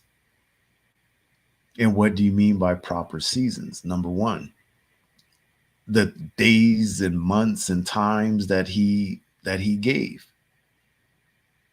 14th day of the first month at even. A season could be anything, anytime. That's a season. A season can mean you didn't speak in the proper season, you didn't speak at the proper time. A season can mean season, it can mean spring, summer, fall, and winter. That could be a season. The season could be night, so you know what? At night, this happens, the night season. Or it could be day, it could be the day season. And we've proved that already. Like I said, go watch the videos. There's more than one definition in the Bible about what a season is. That's why there's so many discrepancies in some of these precepts and people following the moon. All right. So these feasts of the Lord are set feasts. We are going to go to the book of Leviticus, chapter 23.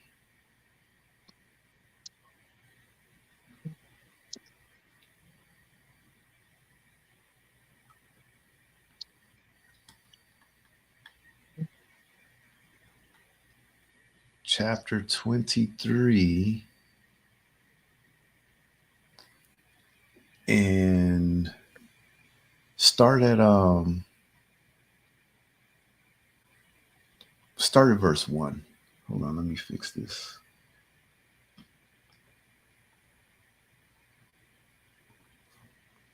Go verses 1 through 4 first. The book of Leviticus, chapter 23, and verse 1. And the Lord spake unto Moses, saying, Speak unto the children of Israel, and say Actually, unto them, go to verse 3. Verse 3. verse 3. Leviticus chapter 23 and verse 3. 6 days shall work be done, but the seventh day is the Sabbath of rest, a holy convocation. You shall do no work therein. It is the Sabbath of the Lord in all your dwellings. These are the feasts of the Lord, even holy convocations which ye shall proclaim in their seasons. In the 14th day of the first month at Just go verses 1 through 3. Start again, because you verse. started 4 again, right? Yeah, just go 1 through 3 first. Okay. Leviticus chapter 23 and verse 1. And the Lord spake unto Moses, saying, Speak unto the children of Israel, and say unto them concerning the feast of the Lord, which ye shall proclaim to be a holy convocation, even these are my feasts. So he's telling us specifically in Leviticus 23 what his feast days are. Go ahead. So the first one deals with the Sabbath. Go ahead. 6 days shall work be done, but the seventh day is the Sabbath of rest and holy convocation. Ye shall do no work therein. It is the Sabbath of the Lord in all your dwellings. So stop right there. So you can see the Sabbath is completely separate from the other feasts. Because remember, the 7-day Sabbath week, Sabbath work week, was being created during creation. The luminaries weren't created until the 4th day. They intersect each other. If you got understanding. So these are the feasts. The Sabbath day is a complete separate feast from, from the other feasts. Let's go to Genesis 2 and 1 through 3.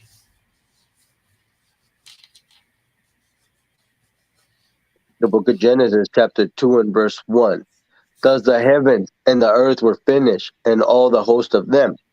And on the seventh day, God ended his work which he had made, and he rested on the seventh day from all his work which he had made. And God blessed the seventh day and sanctified it, because that in it he had rested from all his work which God created and made. So on the seventh day, he rested and he sanctified the seventh day. See, this is where people that follow the lunar Sabbath go wrong. That they believe that it started, the first day, second day, third day, fourth day, fifth day, sixth day, seventh day, and then it continued on again: first day, second day, third day, fourth day, fifth day, sixth day, seventh day, and you come up with the lunar Sabbath. And that's a whole nother that's a whole nother problem right there that I want to get into, because that completely throws off the Sabbath days. All right. Um,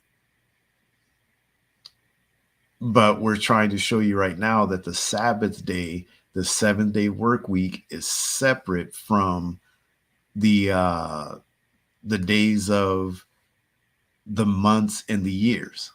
All right. Let's go to Exodus 20 and 8 through 11.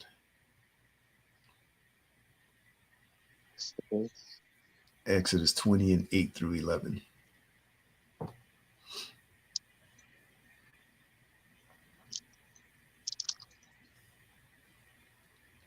The book of Exodus, chapter 20 and verse 8. Remember the Sabbath day to keep it holy. 6 days shalt thou labor and do all thy work.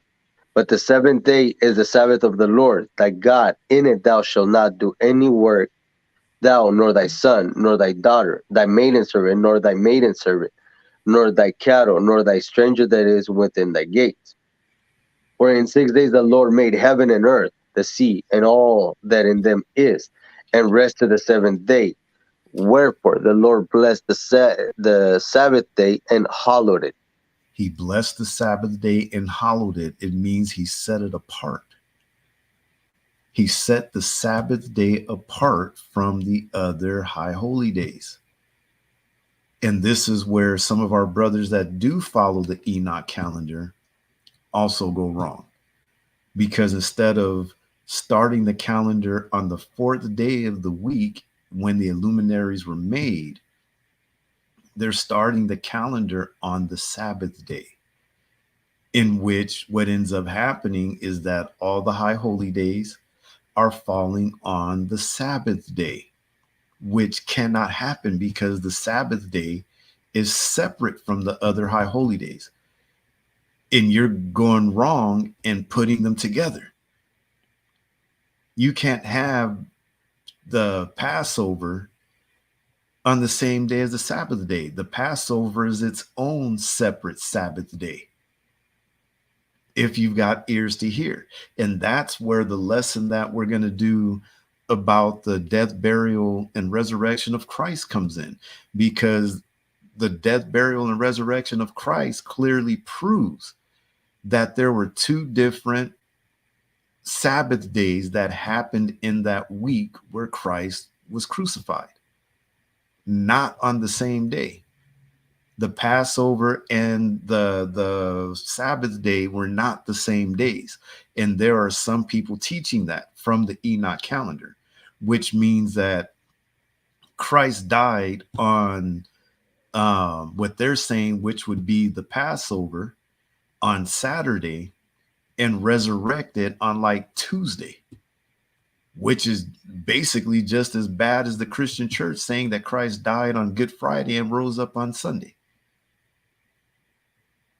So there's no way that that happened. But we're going to show you that they are separate. They are in their set times and their set seasons. All right.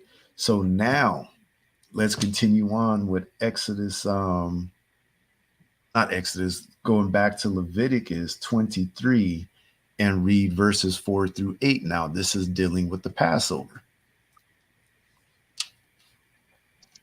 Book of Leviticus, chapter 23 and verse 4. These are the feasts of the Lord, even holy convocations, which ye shall proclaim in their season. Which ye shall proclaim in their seasons.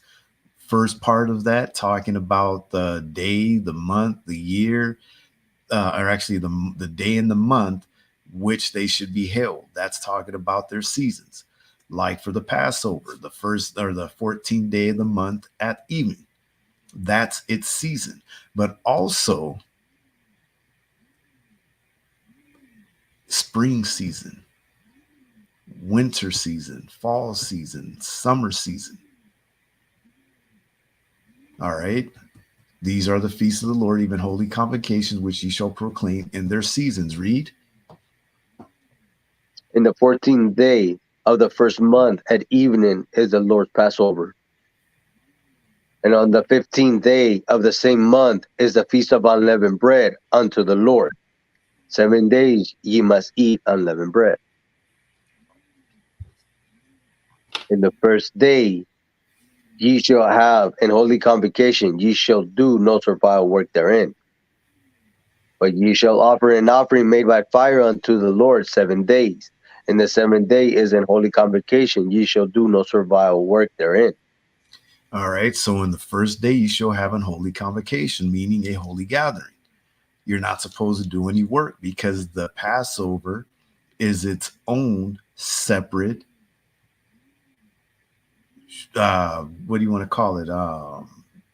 Shabbat, as some people would like to say it, or Sabbath day. The Passover is its own separate Sabbath day, separate from the seventh day Sabbath day. The other thing that people neglects about the Passover are the offerings that are made and how important those offerings are and were to these high holy days. But ye shall offer an offering made by fire unto the Lord 7 days, and the 7 days in holy convocation. Ye shall do no servile work therein. That's a whole nother lesson within itself, also in dealing with these um, offerings that are made by fire, these offerings and oblations that are made that are neglected during the time of the Passover because people are more worried about entertainment and fun than actually holding the Passover as is explained in the scriptures. Let's move on. It goes on to the Feast of First Fruits. Read verses 9 through 14.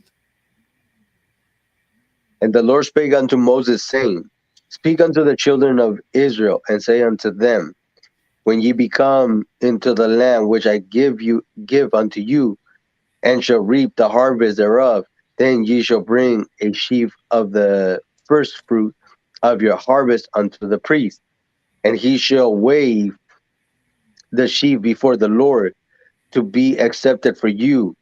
On the morrow after the Sabbath, the priest shall wave it, and ye shall offer that day when ye wave the sheaf and lamb without blemish of the first year for a burnt offering unto the Lord.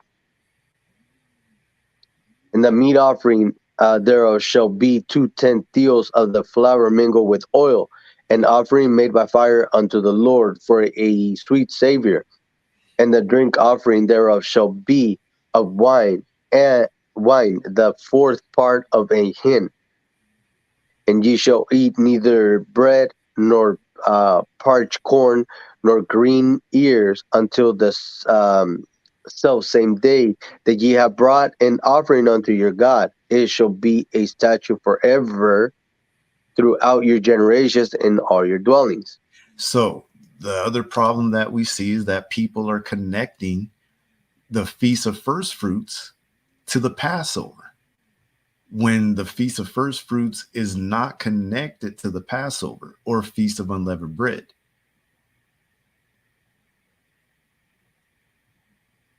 That's a whole nother lesson also when we go through the lesson about the Feast of First Fruits. Some people are doing the Feast of First Fruits the day after Passover.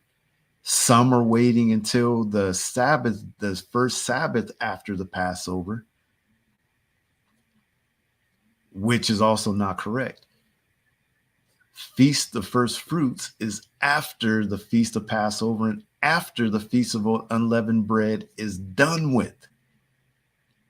After they are done, you're not having two you're not having two feasts as in Passover and First Fruits and Feast of Weeks. You're not having them in the same during the same season. It's not happening. But we cover that in the lesson about the Feast of First Fruits. People again are going wrong because they're misunderstanding what's written, and they're doing Feast of First Fruits the day after Passover, which is not biblical. Then what ends up happening is your Feast of Weeks ends up happening on the wrong day because you start counting from the wrong time, the day after Passover, or that Sabbath day after the Passover day, which is not correct. Like I said, we'll get into that when we get to the Feast of First Fruits lesson. But you can see this again. This is dealing with the feast of the the feast of the Lord. First one was the Sabbath day. The next was the Passover. The next one was the Feast of First Fruits. Let's go on to the Feast of Weeks. Go verses 15 through 22. The book of Leviticus, chapter 23, and verse 15.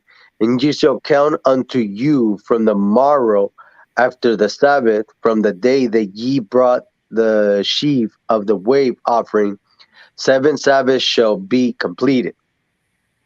Even unto the morrow after the 7 Sabbaths shall be numbered 50 days, and ye shall offer a new meat offering unto the Lord.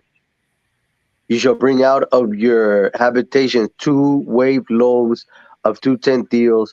They shall be of fine flour. They shall be breaking with leaven. They They shall are be the baked with leaven.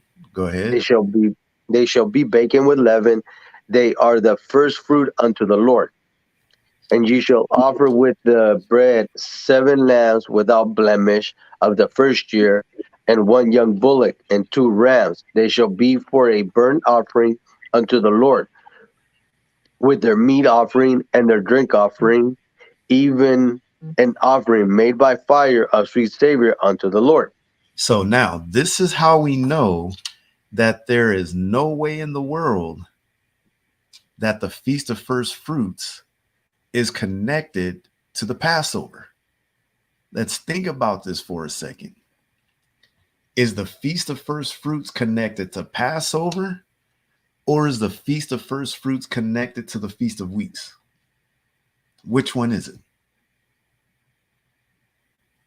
It can't be connected to the Feast of Passover because the Feast of Passover, we're not supposed to have nothing to do with anything leavened, correct? Let's use common sense here. You use the Feast of First Fruits as your countdown to the Feast of Weeks, right? Am I correct? And what were we just commanded to do in the Feast of Weeks in verse 17? Read verse 17 again. Verse 17, ye shall bring out of your habitations 2 wave loaves of 2 tenth-deals. They shall be of fine flour. They shall be baken with leaven. They are the first fruits unto the Lord. They are to be baken with leaven. They are to be baken with leaven. During the Passover and Feast of Unleavened Bread, we are not to have anything to do with leaven whatsoever. There is no way that the Feast of First Fruits is connected to the Passover. You cannot mix the Feast of First Fruits into the Passover or the Feast of Unleavened Bread, because the Feast of First Fruits has to deal with what again? Reread that one more time. Ye shall bring out of your habitations 2 wave loaves of 2 tenthils. They shall be of fine flour. They shall be baken with leaven. They are the first fruits unto the Lord. They shall be baking with leaven. They are the first fruits unto the Lord. They are the first fruits unto the Lord. Read on. And ye shall offer with the bread 7 lambs without blemish of the first year, and 1 young bullock of 2 rams. They shall be for a burnt offering unto the Lord, with their meat offerings and their drink offerings, even an offering made by fire of sweet savor unto the Lord. Then ye shall sacrifice 1 kid of the goats of a sin offering, and 2 lambs of the first year for a sacrifice of peace offering.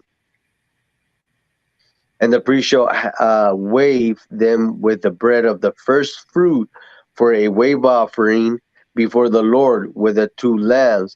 They shall be holy to the Lord of the priest. I mean, for the priest.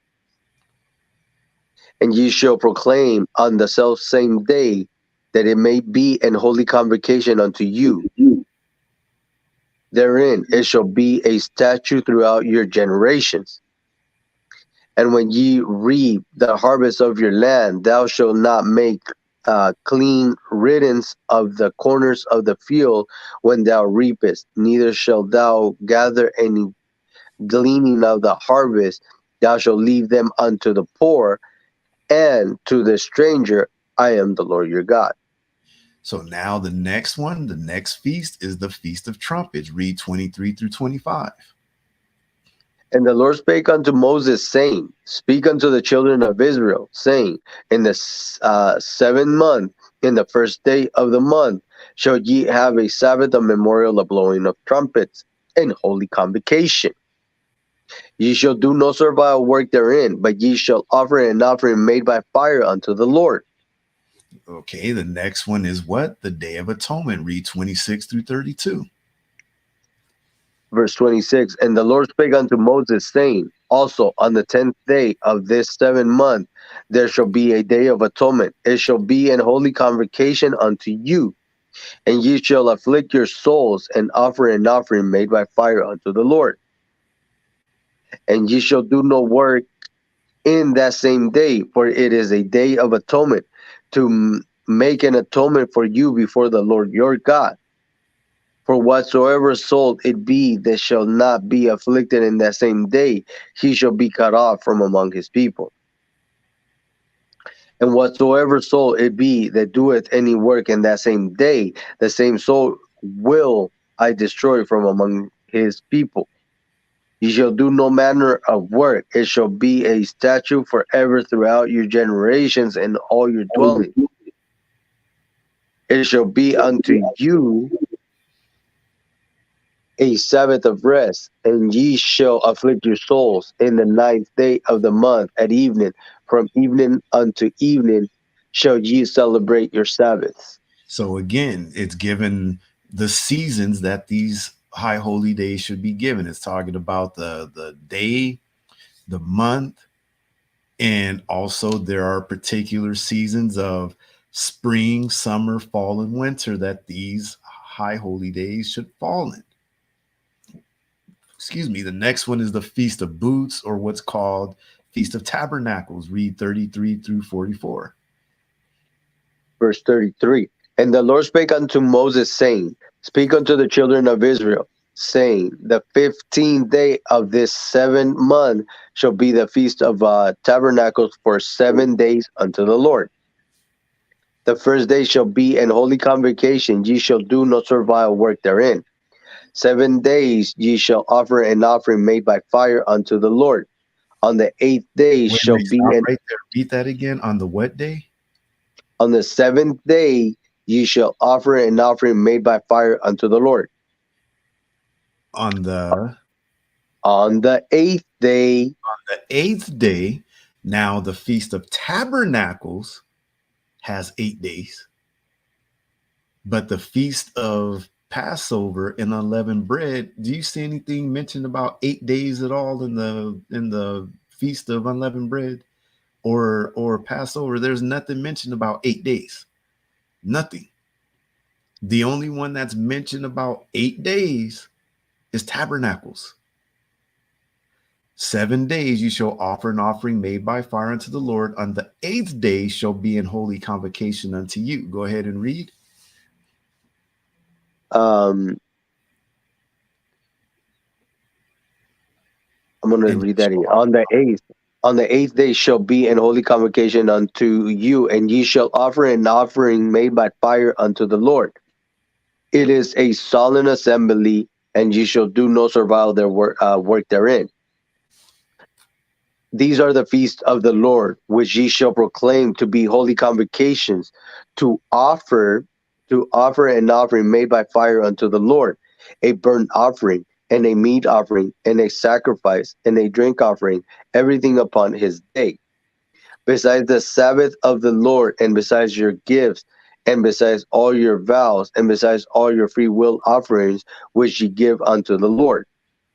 Also in the 15th day of the seventh month, when ye have gathered in the fruit, when you have gathered in the fruit of the land, ye shall keep a feast unto the Lord 7 days. On the first day shall be a Sabbath, on the eighth day shall be a Sabbath. And ye shall take you on the first day of the boughs of the goodly trees, branches of palm trees, and boughs of thick trees, and willows of the brooks, and ye shall rejoice before the Lord your God 7 days. And ye shall keep it a feast unto the Lord 7 days in the year. It shall be a statute forever in your generations. Ye shall celebrate it in the seventh month. Ye shall dwell in booths 7 days. All that are Israelites born shall dwell in booths, that your generations may know that I made children of Israel to dwell in booths when I brought them out of the land of Egypt. I am the Lord your God. And Moses declared unto the children of Israel the feast of the Lord. Okay, so on the Passover, in verse 7, it says, in the first day you shall have an holy convocation. You shall do no servile work therein, but you shall offer an offering made by fire unto the Lord 7 days. And the seventh day is an holy convocation. You shall do no servile work therein. But when it comes to the Feast of Tabernacles,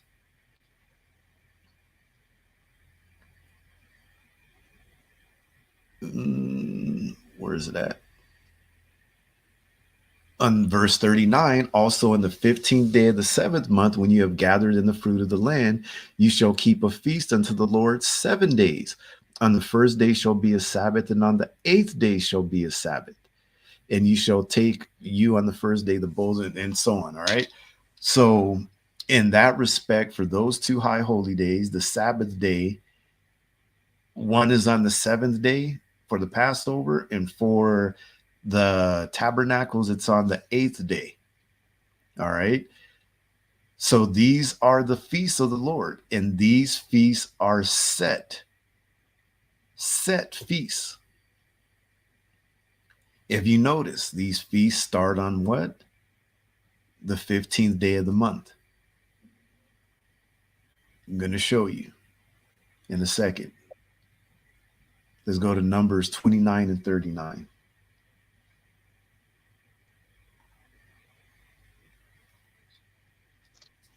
The book of Numbers, chapter 29 and verse 39.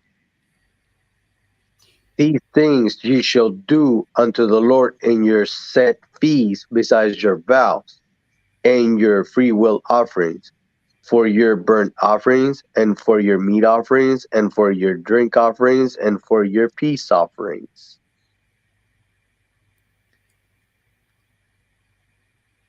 Read verse 31. Read one more time.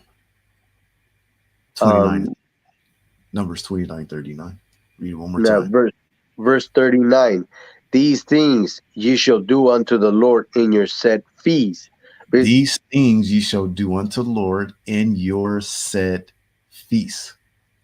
These feasts are set, set, set. Read on. besides your vows and your free will offerings for your burnt offerings and for your meat offerings and for your drink offerings and for your peace offerings. Now let's go to First Chronicles chapter 23, and you're going to read verses 27 through 32.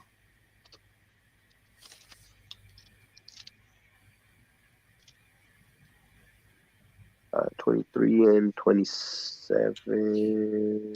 Right there. The book of First Chronicles, chapter 23 and verse 27. For by the last words of David, the Levites were numbered from 20 years old and above, because their office was to wait on the sons of Aaron for the service of the house of the Lord, in the court and in the chambers, and in the purifying of all holy things, and the work of the service of the house of God, both for the showbread and for the fine flour, for meat offerings, and for the unleavened cakes, and for that which is baked in the pan, and for that which is fried, and for all manner of measure and size. And to stand every morning to thank and praise the Lord, and likewise at evening, and to offer all burnt sacrifice unto the Lord in the Sabbath, in the new moons, and on the set feast, And on what? on the set feast, And on the set feast. Read. by number according to the order commanded unto them, continually before the Lord, and that they should keep the charge of the tabernacle of the congregation, and the charge of the holy place, and the charge of the sons of Aaron their brethren in the service of the house of the Lord. So, what does the scriptures mean by set feasts? What do they mean by this? Share the screen. We've shown this before when we've done the lesson on the calendars. Like I said, go back and watch the lesson on the calendars.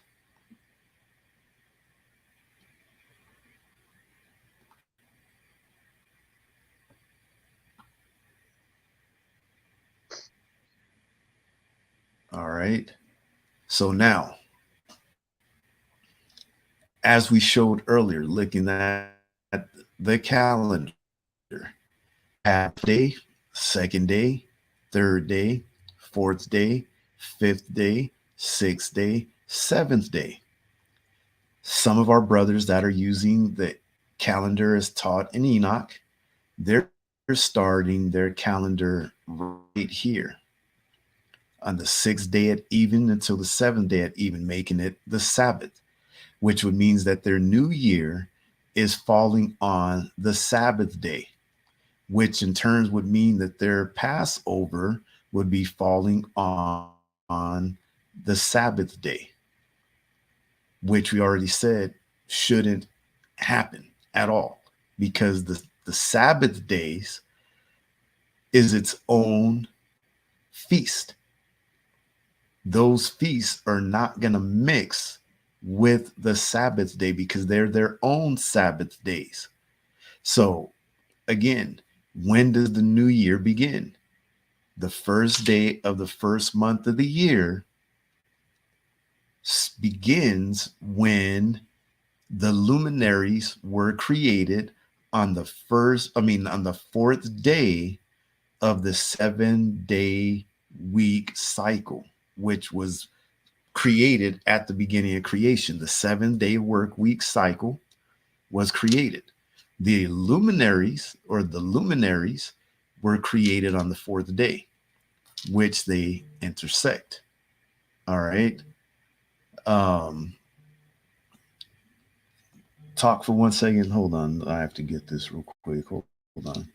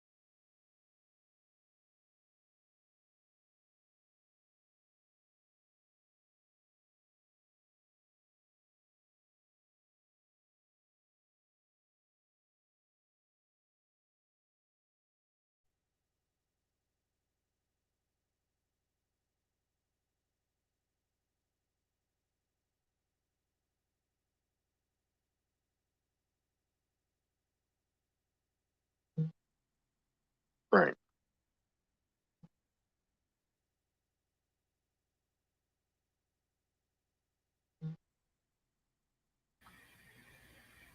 All right. So where was I at? The first day to the The eighth day. yeah the the first day um, of the year. It starts here on the fourth day, which the luminaries were created. All right. So in order to understand when the Passover is, you got to understand when the new year actually starts. So the 14th day at even is when the lamb is killed. So when is that? On this third day, going into the fourth day, lamb killed, Passover, sundown. The Passover is on what day? The 15th day of the month, of the first month. The first day of the first month of the year falls on the fourth day, which today we call Wednesday, which means that the Passover would be on Wednesday. I hope you can see that. Pray you can see it. Now, what I mentioned earlier about some of our brothers doing Feast of First Fruits on the day after Passover. When you read what's going on in Leviticus 23, first fruits is its own separate high holy day, just like the Sabbath is separate from these. There's no way, because the first fruits is connected to Pentecost. Okay. First fruits is connected to Pentecost.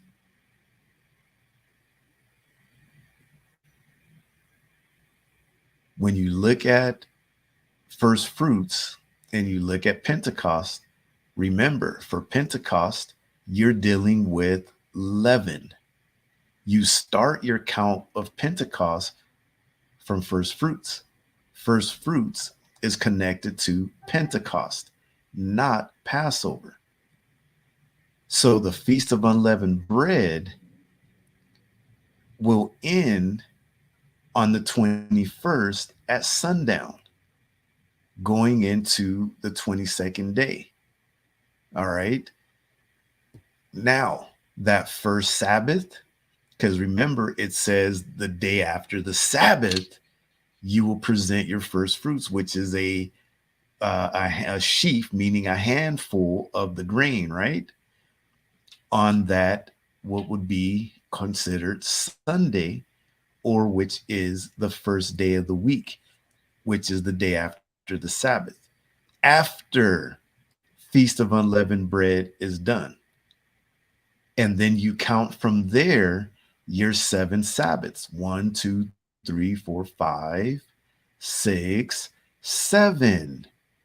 And then on the seventh Sabbath is the Feast of Pentecost, which we will get into even more. That there's a reason why Pentecost has to land on the 15th day of the third month. Just like Passover is on the 15th day of the first month, Pentecost lands on the 15th day of the third month. Just like, lo and behold, Feast of Tabernacles lands on the 15th day of the seventh month. These feasts are set because what happens as you go through the year, Feast of Dedication, lo and behold, begins on what? That would be the fourth day of the week, which is what we call Wednesday, and will end at that same time, just like Tabernacles. And then you continue on, and then you get to the end of the year, which brings you right back again. Let's go all the way back up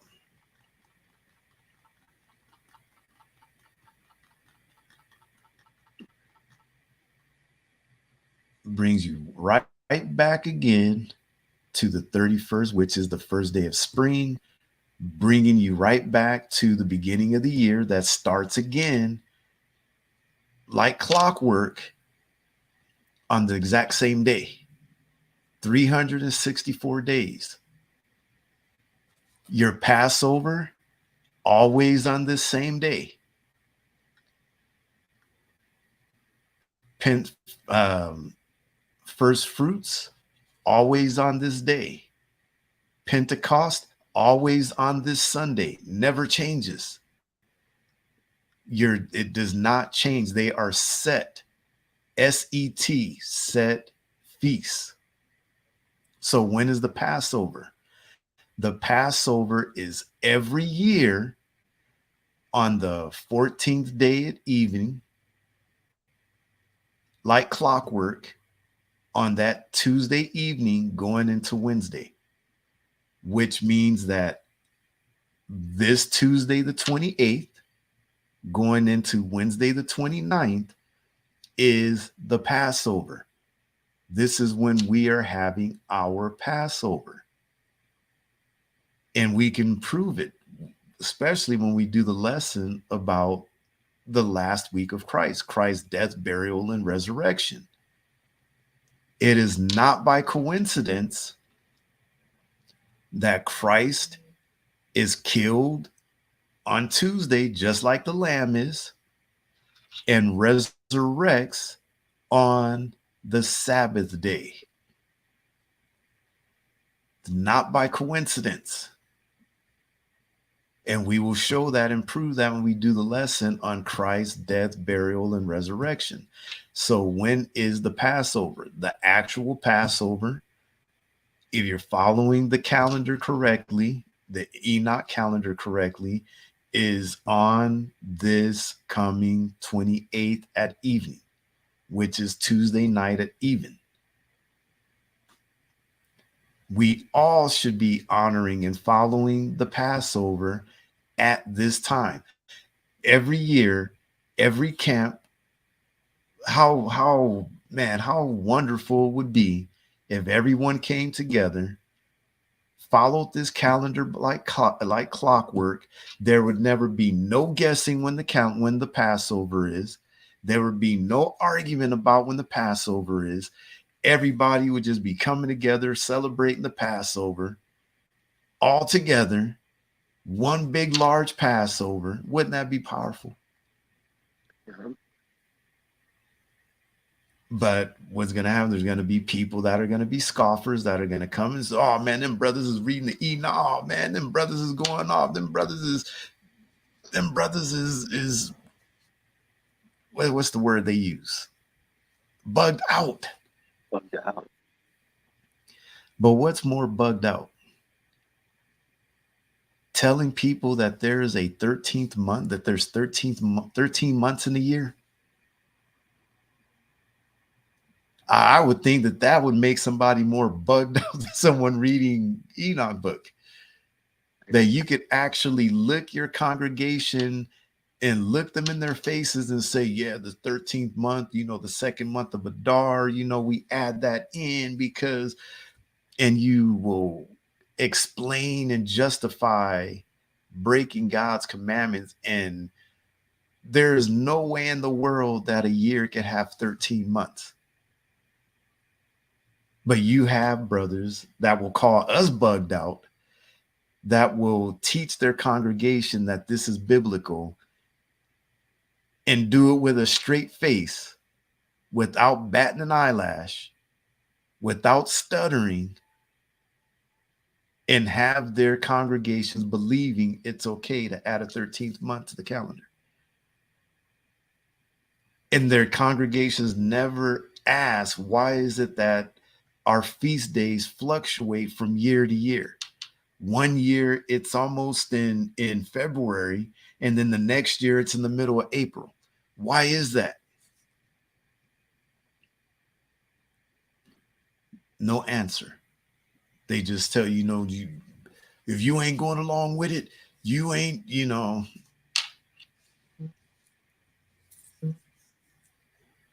how it is. Right. So this is when the Lord's Passover is.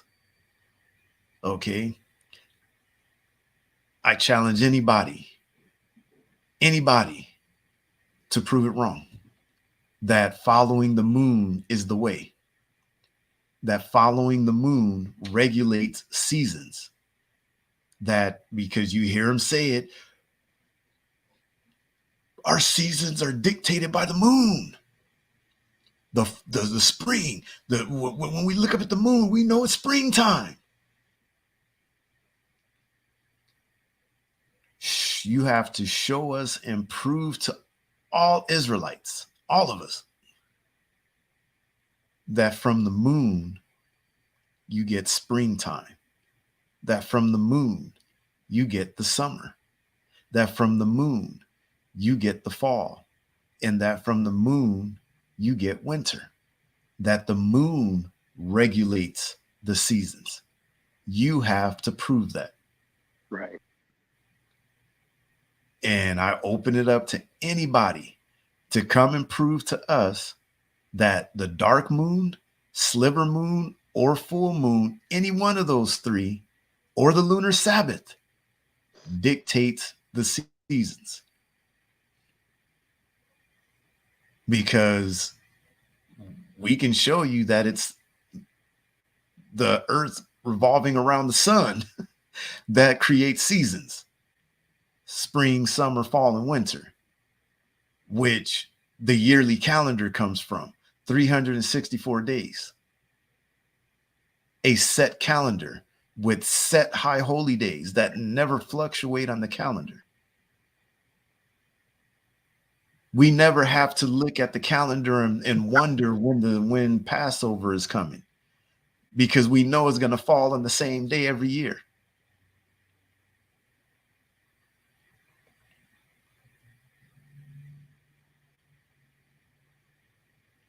So it is what it is. Watch the videos. Go look at our calendars, dealing with the day, dealing with the week, dealing with the month, and dealing with the year. And watch our videos about, like right now, we just did the video about when is the Passover. Last week, we did a video that was about just the Passover in general and why the Passover was given to Israel, why it was implemented. There's too much information in that, you know what I mean, that you can't do in just one sitting, which some people try to do. They try to give you all the Passover information in 1 hour and a half video or 1 hour and a half lesson, and got you believing that you can know everything there is to know about Passover. Show up, pay your money, eat some lamb, watch a concert, you know what I mean? Dance, have a good time, drink some strong drink, listen to a few lessons given by the elders, clap and cheer and idolize your elders, and that's it for Passover. You've celebrated Passover according to Yahweh Bashem, Yahweh Shai. In some instances, they say, or in others, it's all praises to the Most High for a beautiful Passover, where it's about how good everybody looks.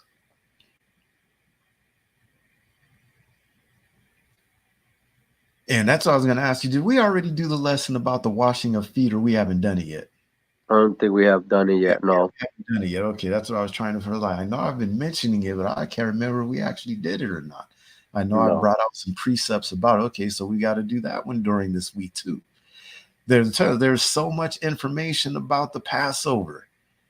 Way too much information for you to think that somebody can just, well, the Passover is on this day. We got to eat lamb with bitter herb and, unleavened bread, get the leaven out your house, and you've got Passover down. You've got it all. You know it all about Passover. Show up, pay your money, like I said, and watch a concert, watch a stage play, dance, drink the strong drink, mingle, hang out, spend your money at Black Wall Street, and you think that that's almost no different than a Christian celebrating Easter and thinking they're celebrating the Lord. It's no different. All right. So that's the lesson for today. Let's grab Ecclesiastes 12 and 13 through 14. The book of Ecclesiastes, chapter 12 and verse 13. Let us hear the conclusion of the whole matter. Fear God and keep his commandments, for this is the whole duty of man. For God shall bring every work into judgment with every secret thing, whether it be good or whether it be evil. And with that, we're going to say Shalom, Most High in Christ blessed. Um, we may be um, on the Passover day, um, either Tuesday evening or Wednesday day. Not sure which one yet, but we'll keep you posted on it, to bring out another lesson, and and some lessons throughout the Feast of Unleavened Bread. We'll see how it goes. But there's a lot of information that we want to bring out, that we need to bring out to have you understand about the Passover. There's a lot to it. Also, we may do the lesson again about the Passover meal, or just replay the one we've already did. Or if you want to watch it, go and watch the video. We already did the lesson about the Passover meal and what the Passover meal represents. All right. So with that, we're going to say shalom. Most High in Christ blessed. Enjoy your Sabbath, and we'll see you soon.